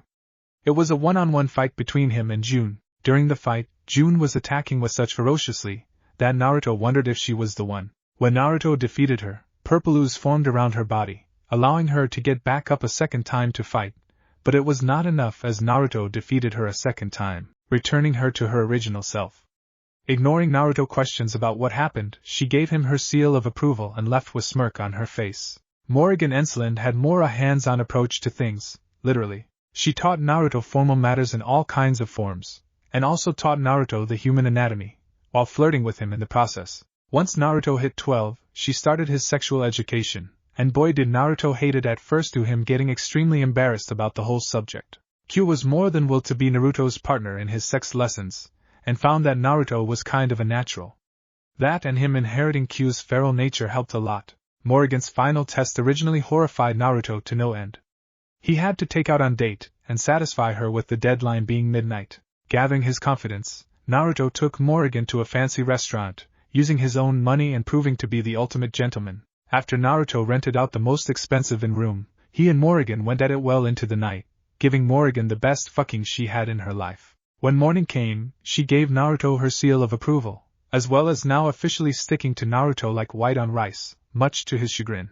Jill Valentine just took Naruto out on zombie hunting missions with her, something Naruto hated, and taught him about making and using explosives. Naruto wanted to learn her military fighting styles of CQC, close quarter combat, and Krav Maga. Jill was surprised since she believed that Naruto would have no interest since he already has many fighting styles. Then again, she did owe him one when he saved her from a supposed-to-be-dead Weskier's improved mind-control device during one mission. Jill's final test was for Naruto to take out Weskier for good.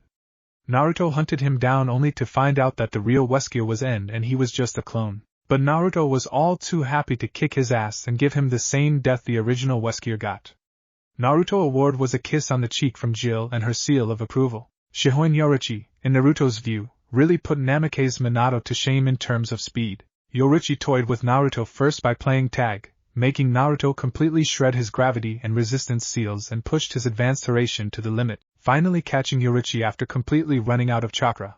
Yoruichi then proceeded to work on Naruto's speed by teaching him her infamous version of the Shunpa, Flash Step, and all currently known Kido spells. She had Naruto use Shunpa with Harasshin one time, with disastrous but impressive results. Yoruichi's final test was a game of tag, all while avoiding the wrath of Yoruichi's former partner, Soifun, and her released Zanpakuto, Suzumabachi, after Yoruichi lied to her about Naruto raping her.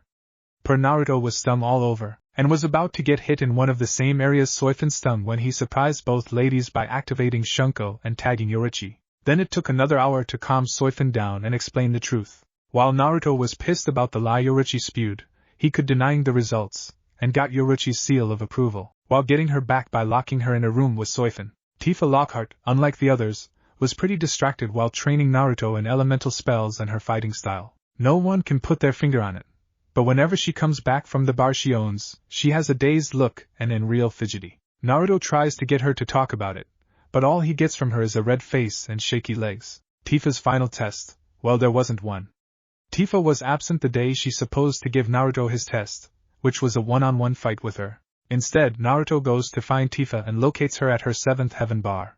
Naruto then notices that the whole outside was under an illusion and dispelled it to find that the famed bar was now a whorehouse. Naruto enters the place and goes berserk in it, drawing out the master of the place, who wields the manipulation materia. He brings out his top girl, who was actually Tifa, and orders her to attack. But Naruto evaded her and used her fighting style to beat the man to a pulp, destroying the manipulation materia in the process and freeing the girls. While they got away, Naruto rounded up the man and his conies, and handed them over to the authorities, giving them the shattered remains of the manipulation materia as evidence. As for Tifa, Inari orders Naruto to keep an eye on her, and gives him Tifa's seal of approval on her behalf. Lightning Farron expanded on Naruto's elemental spell training from Tifa, and teaching him how to be a leadership and how to use his surroundings to his advantage. Lightning takes him monster hunting, and twice she had to step in when he invokes the wrath of a larger monster. Naruto surprised her one time when he builds his own gunblade that is a cross between her first two ones she originally wielded, and challenged her to a spar to test it out, ended up with Lightning winning. Lightning's final test for Naruto was for him to rescue her sister's soul from the clutches of a revived Falsi, Barthandelus. When Naruto first sees him, he dubs him as Super Pope.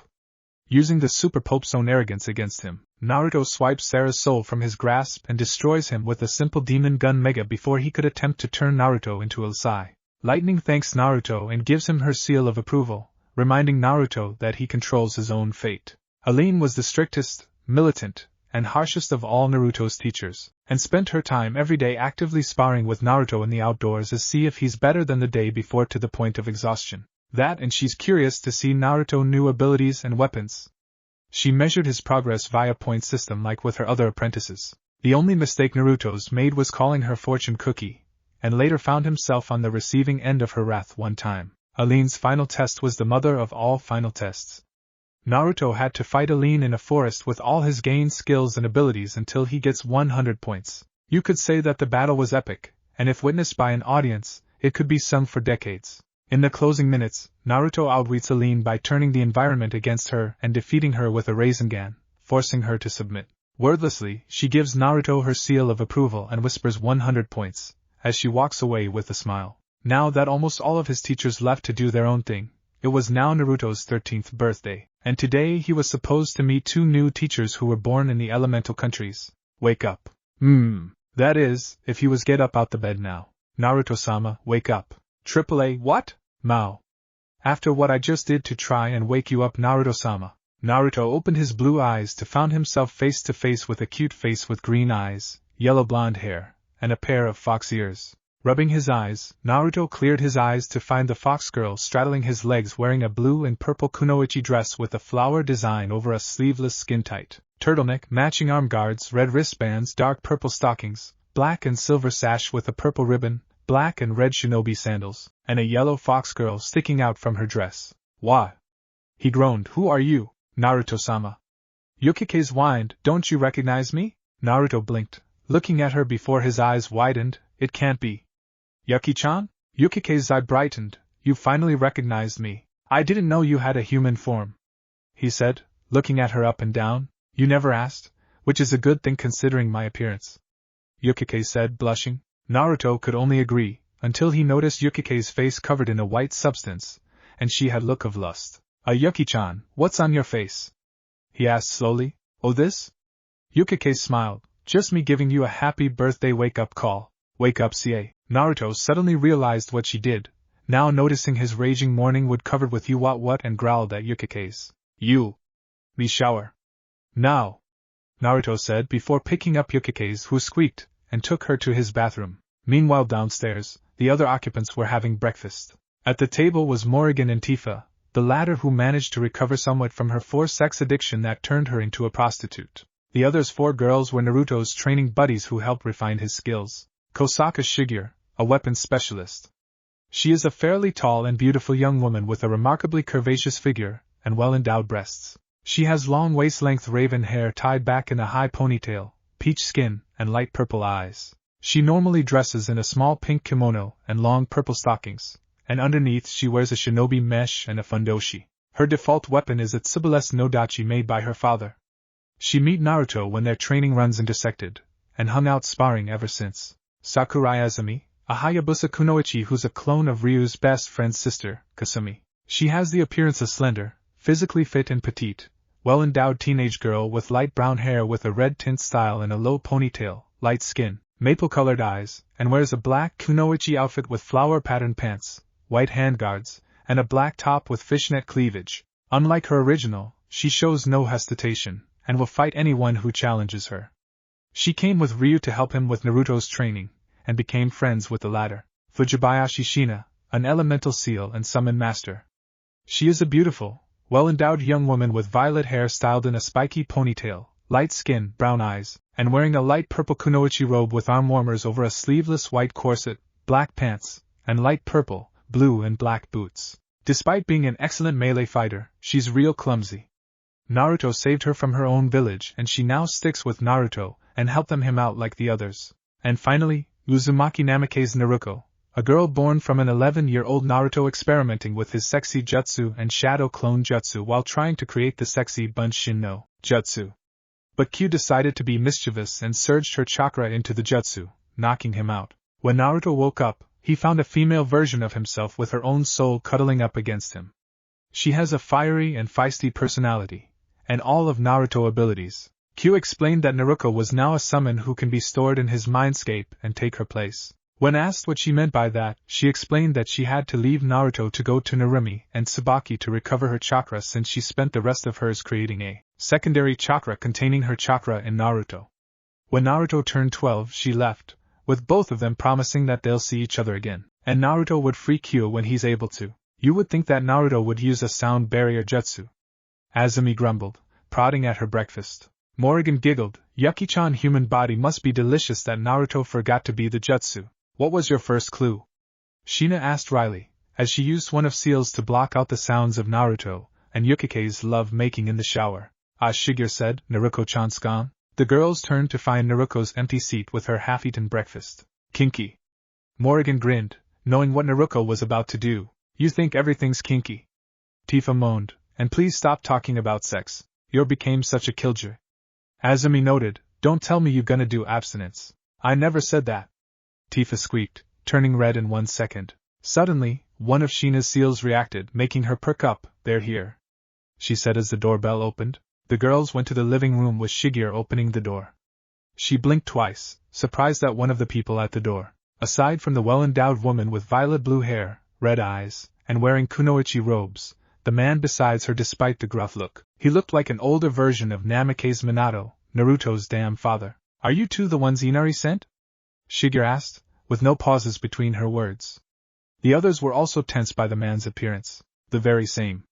The woman nodded, smiling. I am Uzumaki Sayuri, half-sister of Uzumaki Kushina, and this man is the older brother of Yondaime Hokage, the original Yellow Flash, Namikaze Erasure. Morrigan raised an eyebrow as Shigeru, Azumi, and Tifa's mouths were agape, with the man known as the original Yellow Flash wearing a cocky smirk. So tell me, ladies, how be my awesome little nephew?